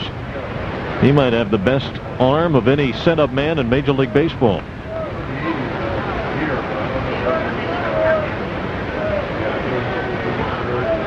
Gets tougher and tougher to beat these Yankees as the game goes on. There's a ball low inside. Of course, they don't rally much themselves.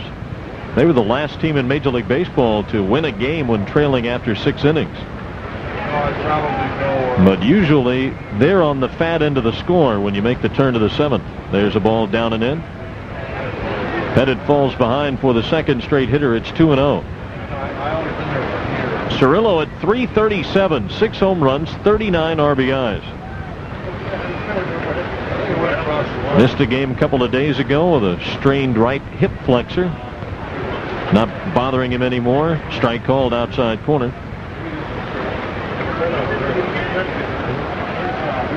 Now, once you get into that Yankee bullpen, this is one of the few bullpens in baseball where they don't complain about not having enough arms.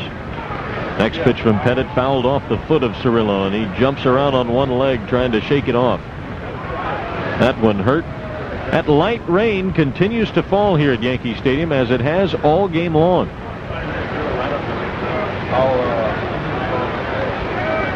No puddles accumulating or anything here at the stadium. It's just not that heavy, but the grass is getting slick. They've put a little quick dry down around the home plate area and on the mound. Wind easing out to right center. Nice to get a couple of base runners here. Pop a long one, grab that lead, and keep that bullpen from becoming a factor for New York. Bouncing ball foul for Cirillo. John Wetland down there. If he comes in and saves this game, he will tie a Major League record for saves in consecutive appearances. He's got 18 saves in his last 18 games. One shy of the Major League record held by Lee Smith. Kicking a 2-2 pitch. Swinging a line drive to right. A base hit for Cirillo. Paul O'Neill will pick it up and throw it. Every ball strike outside corner. And that's why George Steinbrenner has been complaining here lately that he's got to have a new stadium. Might move to New Jersey, might move to Manhattan. One plan is to renovate Yankee Stadium here. 0-1 pitch downstairs for ball. It's 1-1. But really, I'm not sure that the stadium itself is the problem in terms of attendance here in New York. I mean, as much tradition as this stadium has, It's an honor to come and watch a ball game here at Yankee Stadium. It really is. 1-1 pitch. Popped him up on the infield. Valentin had a terrible swing, and Duncan will put it in his pocket. Jose Valentin pops to second for out number 2 here in the 7th. And it'll bring up Danny Perez. Coming up on the 7th inning stretch, brought to you each day by Pick and Save, where you're always able to stretch your food dollars. Perez is fouled to first and flied to right. Now the problem here in New York, in terms of attendance, is the area around Yankee Stadium. It is really bad. That is an eye-opening experience for anyone who comes to the major leagues and visits New York for the first time. Perez swings through a pitch from Pettit. Nothing in 1 to count. You get on that bus at the hotel in Manhattan, nice hotel in a nice section of town, and start driving down here to Yankee Stadium. It's about a 25-minute drive. Hit off the end of the bat foul over by the Yankee dugout on the first base side. 0-2 on Perez. And the further you come down toward Yankee Stadium, the worse it gets as you move through the Bronx, right through Harlem. It is really, really bad. 0-2 pitch. Popped him up. Shallow left center. Jeter going out. Still going. The shortstop makes the grab to retire the side. Boy, is he smooth out there. Derek Jeter makes the catch, and the Brewers are gone in the 7th. 1 base hit and 1 stranded runner. We go to the bottom half of the 7th. Time to get up and stretch them out. It's the Yankees 3 and the Brewers 1. The rush is on to the new Southwest Territory at Six Flags Great America. It's a whole new frontier full of fun with cowboys and desperados, 4 all-new Western-style rides, and the Wild West action of the all-new Warner Brothers Western Stunt Show. And right now, Brewers are in some trouble here this afternoon. Yankees leading it 3-1. Jim Leyritz leads it off against Scott Carl. Yankees pop some balls pretty hard there in that 6th inning. Scored 1 time on the Jeter home run. Carl starts Leyritz with a strike. Now the lefty kicks and fires. Low and outside for a ball. Full appearing on today's On Deck program, Al Price will receive a gift certificate from Saz's Steakhouse. Saz's features award-winning ribs, and now Saz's famous barbecue sauce and barbecued pork sandwich meat are available statewide at your local grocer for your home cookouts. Foul back by Leyritz. Carl out in front here, 1-2. Now the wind and the pitch. Downstairs for ball, blocked by Matheny. Brewers got a run in the top of the 1st inning. RBI double by John Jaha. Yankees tied it in the bottom half on the Paul O'Neill solo homer and then grabbed the lead in the 2nd. RBI single by Duncan. Ball outside, 3-2. Insurance was added in the 6th inning on Jeter's 4th home run of the year. Right-hand hitter waits, really waves that bat as he waits, and he pops it up. Foul ground, right side, should be playable for someone. Seitzer calls off Matheny and makes the grab. 1 down here in the 7th. That'll bring up Mariano Duncan. Now, talking about attendance here in New York, they have drawn just over 1 million fans here, which isn't bad. If it was any other market, you'd say, well, 1 million, that's not bad. But this is a first-place team, let's not forget. First-place team with some marquee players. Local guy managing the team. Swinging a ground ball, hit out to short. 2 big hops for Valentin. Fires high. Air mails it into the stands. Valentin looks down at his fingers. That one slipped out of his hands. Another error for Jose Valentin. Number 22 on the year. Easily tops in the major leagues. No one else even close. At this pace, he's got a chance to challenge the major league record for errors in a season. Andy Fox will run for Duncan here. And Valentin's defense, it has been raining, although as we look now, the rain has all but stopped here in Yankee Stadium for the first time since game time 2 hours ago. And that infield is pretty slick by now, I would imagine. But it only took 2 hops. Nonetheless, maybe a wet spot on the ball. It slipped out of his hand. It sailed all the way into the seats on the fly. So Fox pinch runs at second with 1 out, and here's Gerald Williams.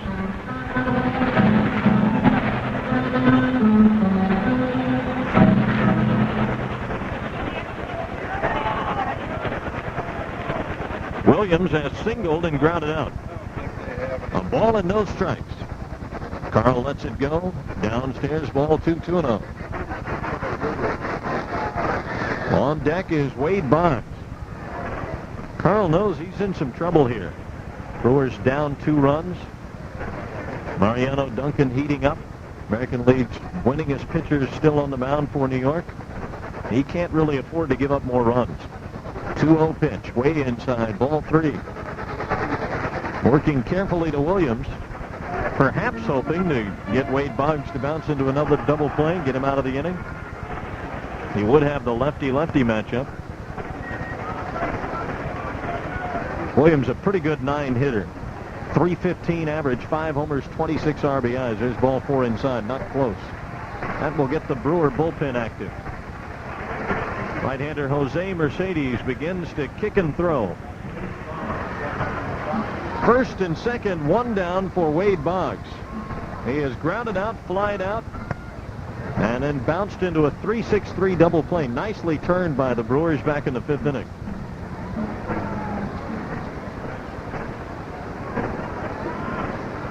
And that means, without question, this guy is due. He very seldom goes through a ball game without reaching base. In his long career, he reaches base in over 80% of his games. Here comes Phil Garner out to the mound very, very, very slowly. They did not send Don Rowe. Generally, Don Rowe comes out to talk. Phil Garner comes out to make a change. We'll see. This is the first visit of the game.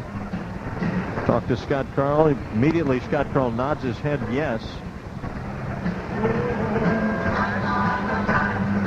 Not sure what the question was, but the answer was yes.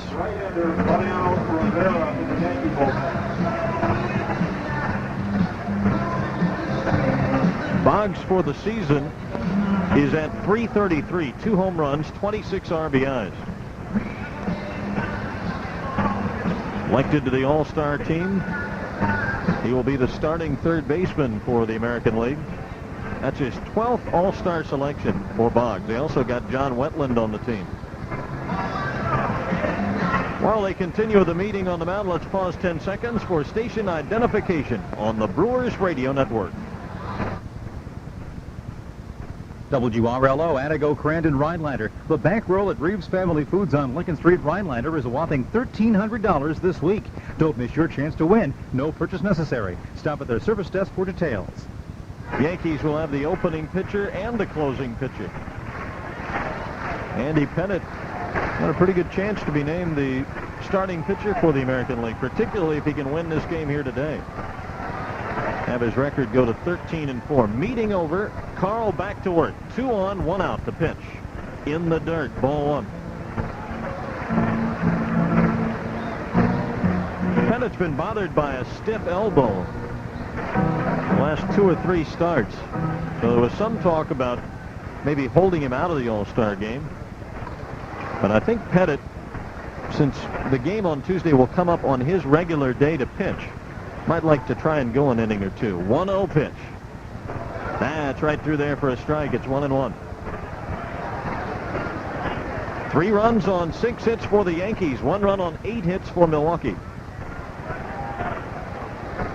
Costly error by Jose Valentin has Scott Carl in a jam here in the 7th. New York trying to break this thing open. Brewers shade him around toward left. Carl turns and bluffs a throw back to second. No one's covering out there. Andy Fox went scrambling back to the bag nonetheless. White Sox in Cleveland now 2-2. They play the 7th inning at Jacobs Field. Carl checks the runners and delivers outside, ball 2, 2-1. Boggs does not bunt, does not run. He just sprays line drives around the ballpark. If you can get him to hit one on the ground, he is a prime double play candidate. As we've already seen today, 2-1 pitch, swinging a foul back with a runner going from second. 2 balls and 2 strikes. The rain picks up again. Most of the fans here did not bring umbrellas. Most are just sitting in the rain saying, well, so what? 4th of July, I don't have to work today. I got nowhere to go. It's a holiday. I'm at Yankee Stadium watching Major League Baseball. What complaints could you possibly have? Most of the seats in the outfield are empty down the left field line and the right field line. 2-2 pitch. He is high. Ball 3-3-2. Outfield bleachers in straightaway center are jammed. The upper deck mostly empty here at Yankee Stadium. I don't know what the crowd is. 20+ thousand, I would guess. Not bad, but not full by any means. Carl again bluffs back to second. 1 million fans for the season for New York. That's still not as good. And keep in mind, New York is by far the biggest city in the country. By far. Baltimore has drawn more. Boston, California, Cleveland, Seattle. Swinging a high pop-up to shallow center. Perez coming in. Makes the grab. Fires back to second. Not in time. Fox it straight off the bag. But he gets back in time. That's out number 2. Boggs is 0 for 4. So Carl's got a chance to get out of this thing. Here comes Derek Jeter. Seattle has drawn more. Texas, Toronto. That's why George Steinbrenner says, I need a new stadium. Brewers get the southpaw Graham Lloyd up in the pen. And again, it's not just a matter of renovating this stadium and saying, okay, it's nicer now, people will come out.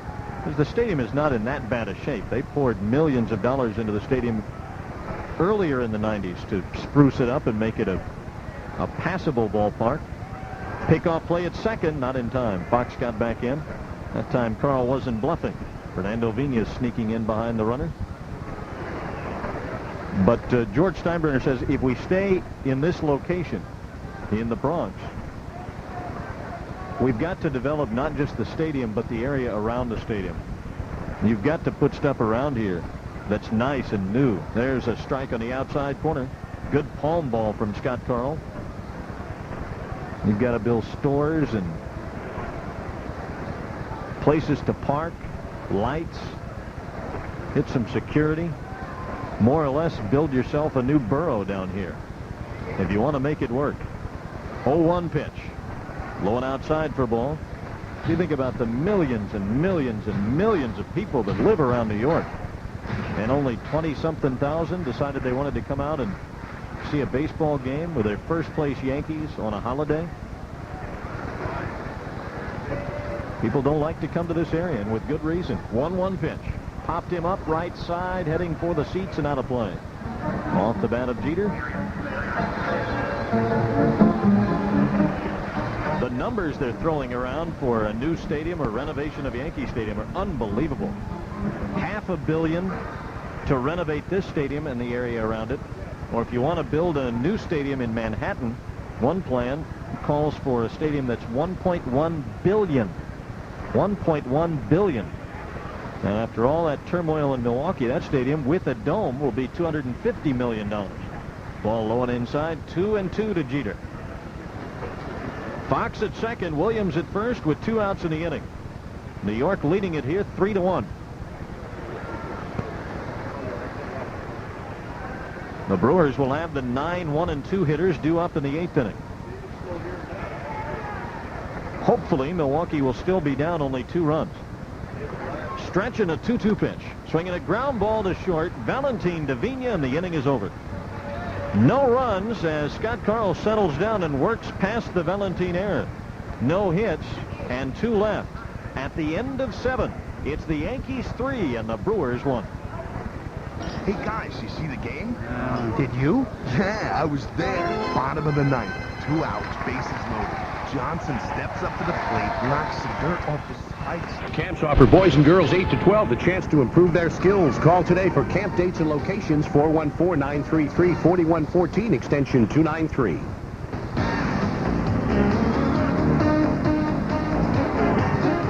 Well, the two starting lefties in this ball game have pitched very well. Scott Carl, in his first appearance of his career at Yankee Stadium, has thrown well, allowing 3 runs on 6 hits. But the Brewers have tallied only one time against the left-hander Andy Pettitte of the Yankees. And finally, Joe Torre goes to the bullpen, makes a pitching change as we go to the 8th inning. And once again, here's Bob Uecker. All right, Jim, thank you very much. It is going to be Mariano Rivera to pitch for New York.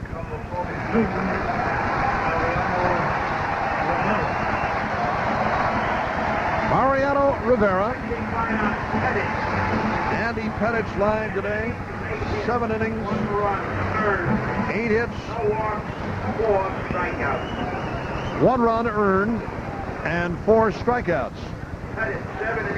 And he gives way to Mariano Rivera. He's won 3, lost 1, has an earned run average of 1.89.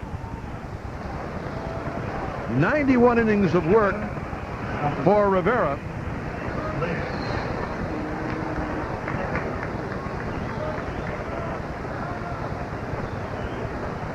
And here he is now, all set to work, to Jesse Levis. And the first pitch outside the ball. Now let's see. Rivera, in 57 innings of work, has allowed only 37 hits. There's a strike on a blistering fastball. He has given up only 1 home run, walked 19, and struck out 68. He is a very hard thrower. Another fastball hit foul by Levis. Jesse Levis hitting .225. Every time this kid gets to a 2-strike count, you'll hear the Yankee fans clapping and cheering. 1-2. This guy throws high heat. Low fastball, 2-2 now. Pettitte trying to win his 13th. He leaves with a 3-1 lead. The Brewers have played well here today, despite the fact that they did not arrive in New York till about 3 o'clock this morning. The pitch outside, 3-2. Probably didn't get in bed till about 4. Darryl Strawberry hit his 2nd home run of the game. 3-2, and they tell us from the press box, the pitch. Levis taps one back up the middle. It's picked by Jeter, and he throws him out. Tell us Darryl Strawberry has hit his 2nd home run in that game for Columbus. Here's Fernando Vina.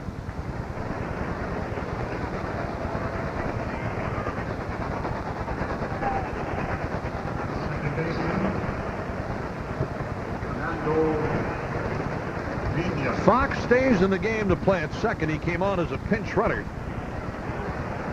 for Duncan.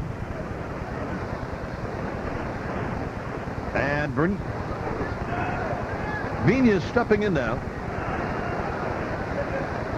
And the pitch is down low.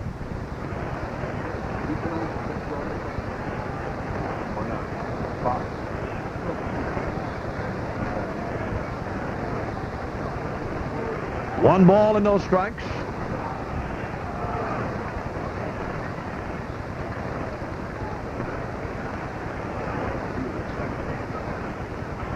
Here's the next offering. There's a strike, and it's even now at 1-1. This kid throws hard. 1-1, 1 out. Vina with a couple of hits today. Here's the pitch to him. That's a high fastball, and he hit it foul. If you're going to climb on this guy's fastball upstairs, you better be real quick and really get on top of it. That's how hard he throws. And if you throw the way he does, you can pitch that way. You can get strikeouts up there. Ball 1 and strike 2. Here he comes. A swing and a foul. Still 1-2. First of a 4-game series here in New York.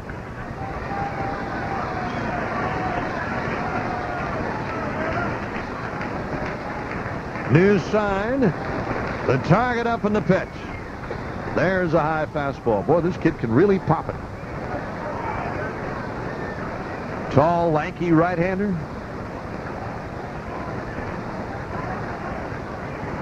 2 balls, 2 strikes. We were talking the other night in Detroit about the Brewers and the Tigers and a number of other clubs who have gone to the minor leagues to look at some of the younger talents, so-called force feed them. Here's the pitch. Swinging a bouncer right back to Rivera. He throws out Vina, 2 away. Here's Seitzer. The Yankees have done that for the most part in some cases. This kid, Jeter, Fox, to name a few.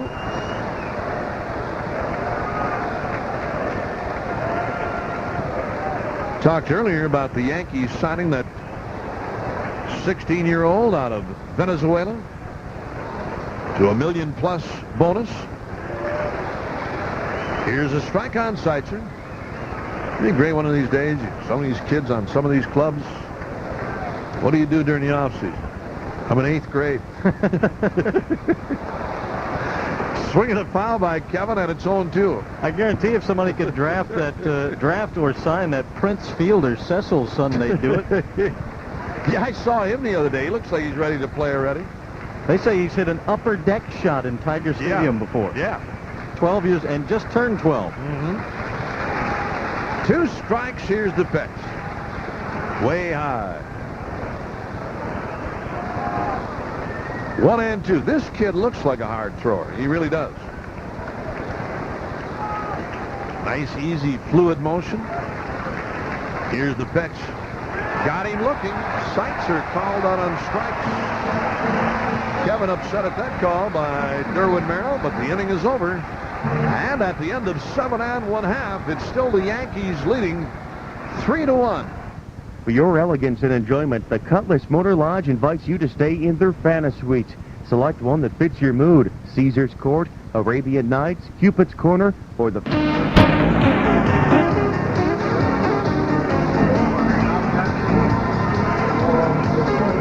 Jesse Levis stays in the game and will do the catching. And the right fielder, Paul O'Neill, is going to lead off. O'Neill got the Yankees going today in the opening inning with a home run. Here's the pitch, and O'Neill, I believe, got hit by a pitch from Scotty Carl. He did. He goes to first. Yankees with a runner aboard.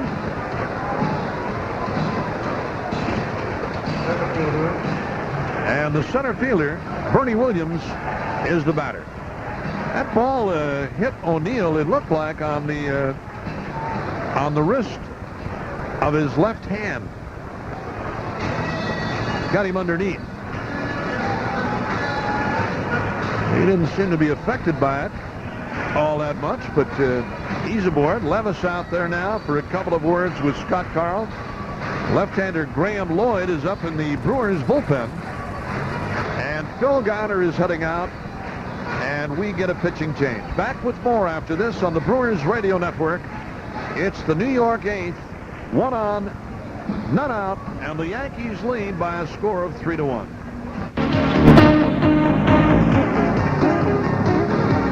It is left-hander Graham Lloyd working for Phil Garner's Brewers.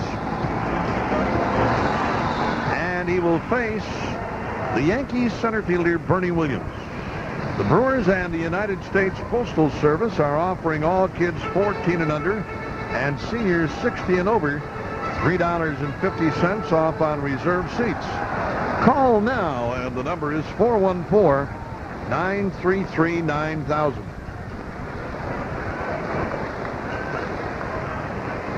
Bernie Williams standing in there, and Lloyd set to work the pitch. That's a curve a little bit high.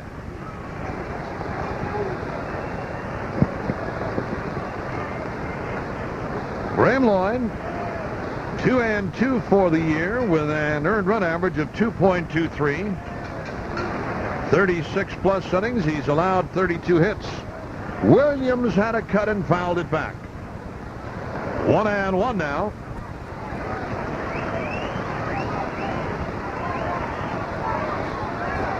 Three to 1 New York, and it's late. We're in the 8th inning.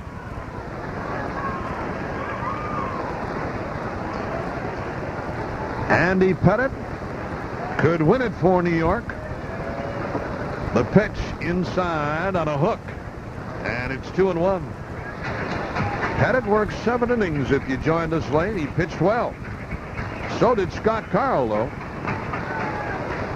Brewers just have not been able to hit pay dirt today, with the exception of 1 run back in the opening inning. Here's the ball down low. 3-1 on Williams. Crowd today, 24,243 in the Bronx in New York City. Ball 3 and strike 1. The stretch, the pitch. He just walked Bernie Williams. 2 men are on with nobody out, and Tino Martinez is the batter. First baseman, Tino Martinez today with 2 fly balls and a ground out.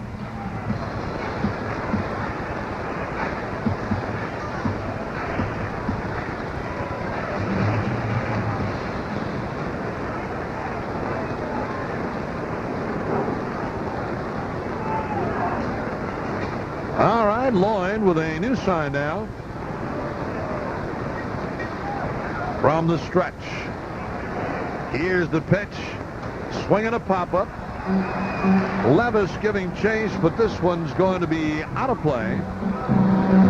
And it's 0-1.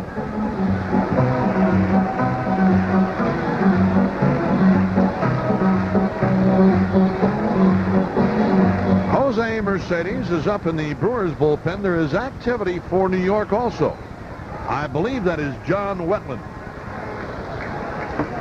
Boy, what a year that guy is having. 27 saves for Wetland. What a luxury for Joe Torre. Here's the pitch. Inside corner, a strike.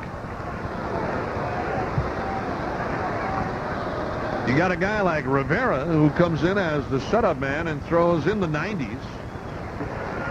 And then they bring in John Wetland, who has been phenomenal this year so far.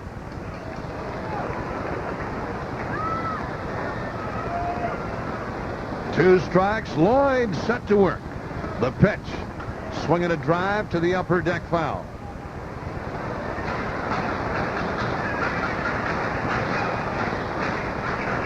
Talking about Rivera earlier and how hard he throws.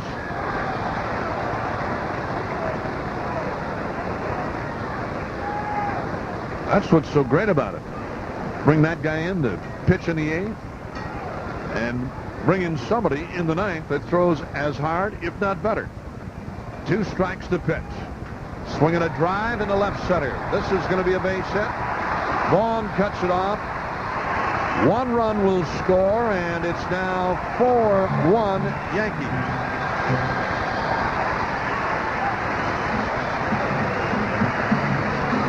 RBI single for Tino Martinez, and it brings up Ruben Sierra. That's the first inherited runner that Graham Lloyd is allowed to score since May the 12th. Yeah, he's been really good. He was a little under the weather the other day in Detroit, and may still be affected slightly. Saw him laying on the trainer's table the other day in the clubhouse, and he didn't look all that good. Levis is out there. Ruben Sierra is going to be the batter.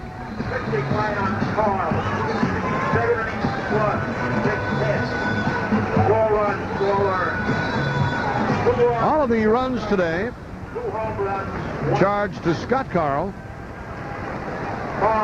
7 innings, 4 runs earned, a couple of walks, and 2 strikeouts. Gave up a couple of home runs. And Sierra's in there, the pitch. Outside for a ball.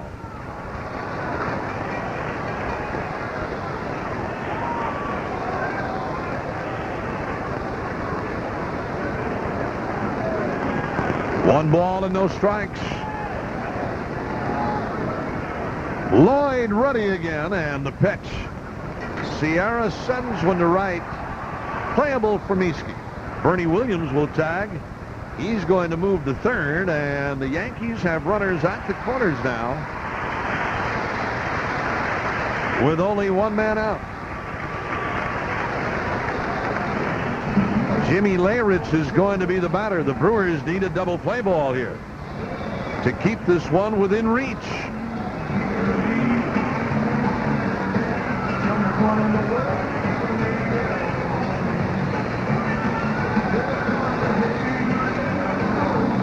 Leyritz today is nothing for 3.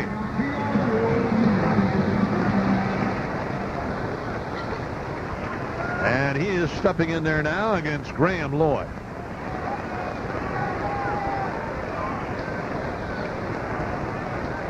From the stretch, here's the pitch. Leyritz knocked it foul, strike 1.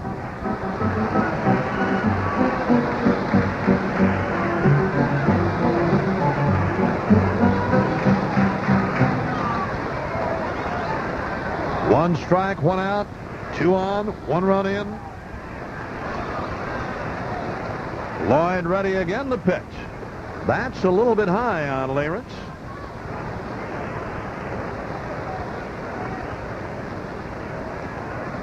One ball and 1 strike.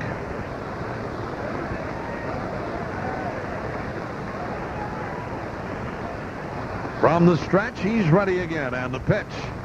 Leyritz took a curve. Ball 2 and strike 1.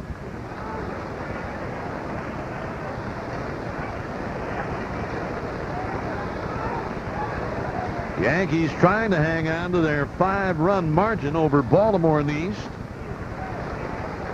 They are hosting Boston tonight, a strike around the outside corner. And it's 2-2 on Leyritz. And the White Sox are back on top of Cleveland 5-2. They split a 4-game series at Comiskey last week. Starting a 4-game series today. Swinging a pop-up. This might be playable. It is for Seitzer. Lots of room, and Kevin puts it away. So Leyritz fouls out. And with 2 away, here is Andy Fox, the second baseman.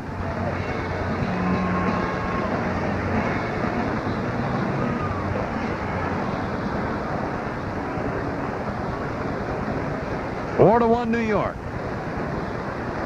First of a 4-game series on what has turned out to be a pretty nice afternoon. Little shower earlier, but nothing major. And a rather nice day out here. Temperatures in the 70s.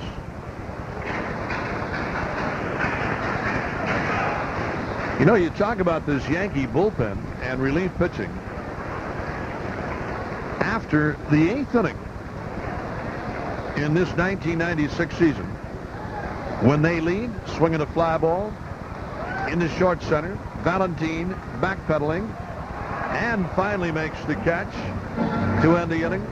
The Yankees, after the 8th inning when leading, are 47-0. They get a run here on a hit, leave a pair, and at the end of 8, it's 4-1 New York. And now with some observations on the game.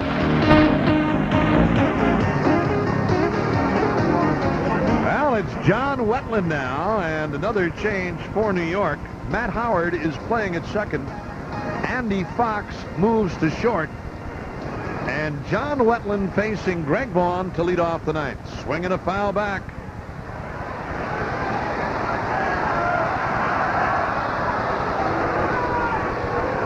Wetland selected by Indians manager Mike Hargrove for the All-Star game in Philadelphia. Wetland made his 36th appearance of the year on Tuesday against Boston and saved his 27th in 29 opportunities. Here's the pitch. That's high on Vaughn. Wetland has 18 saves in 18 consecutive appearances. That is one short of Lee Smith's major league record of 19. He has converted his last 21 in a row. The stretch for the 1-1. The pitch. Strike on the outside corner. 1-2 now to Vaughn. Greg today is nothing for 3.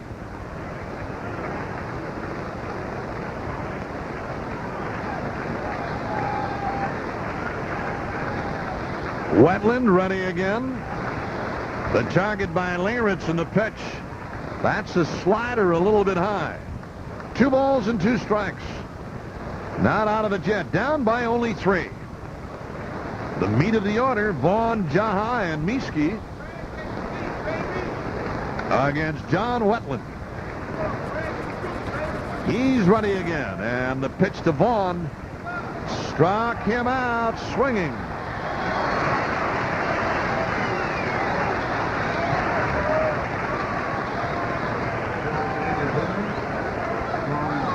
Wetland now in 37 innings has struck out 40.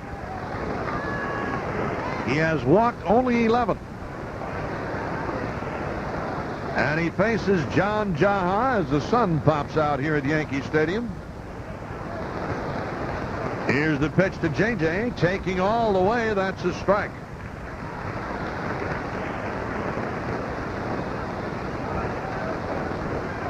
Oh, 0-1 with 1 man out. And the pitch. Swing and a miss. Jaha behind now, 0-2.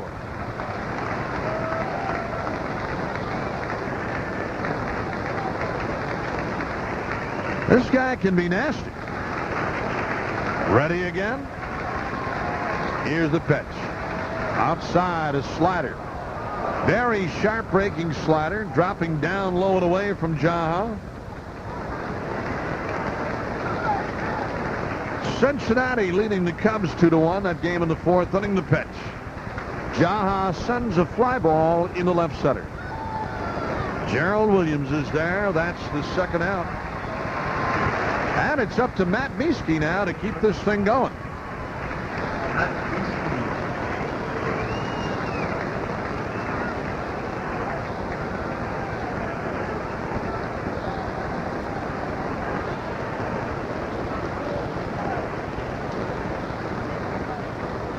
Couple of home runs for New York today. Paul O'Neill and Derek Jeter. That would have been enough as this game stands right now. Here's a ball down low on Mieske. Mieske doubled and was stranded in the 2nd today. Here's the pitch. A little bit low. Ball 1, strike 1. Beg your pardon. 2-0. It's 4-1 New York. And there are 2 men out. Phillies lead the Dodgers 6-4 in the 7th. Here's the pitch. There's a strike. St. Louis 2 and Pittsburgh nothing. That game in the 2nd. San Francisco is in San Diego. Houston in Atlanta tonight. And the pitch. Popped him up. This one's going to get out of play, I believe. Caught and dropped by somebody in the upper deck right above us.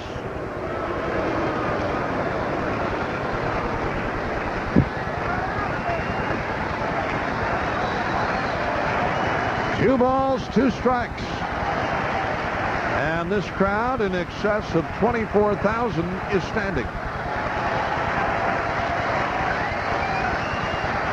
Right-hander ready. Here's the pitch. Low and outside on a slider. Ball 3 and strike 2.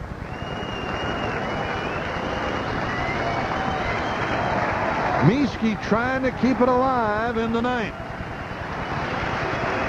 Cirillo is due next.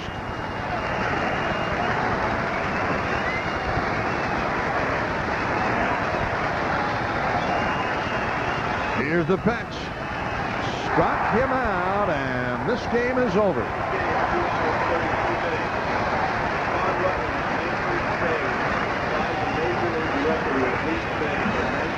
Couple of strikeouts for Wetland. And the Yankees win game 1. Back with the totals and summaries after this on the Brewers Radio Network.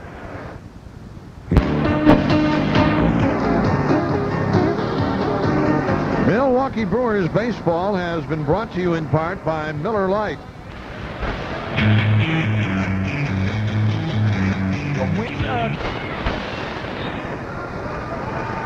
It's time for the Miller Lite turning point in today's game. What are we looking at, Jim?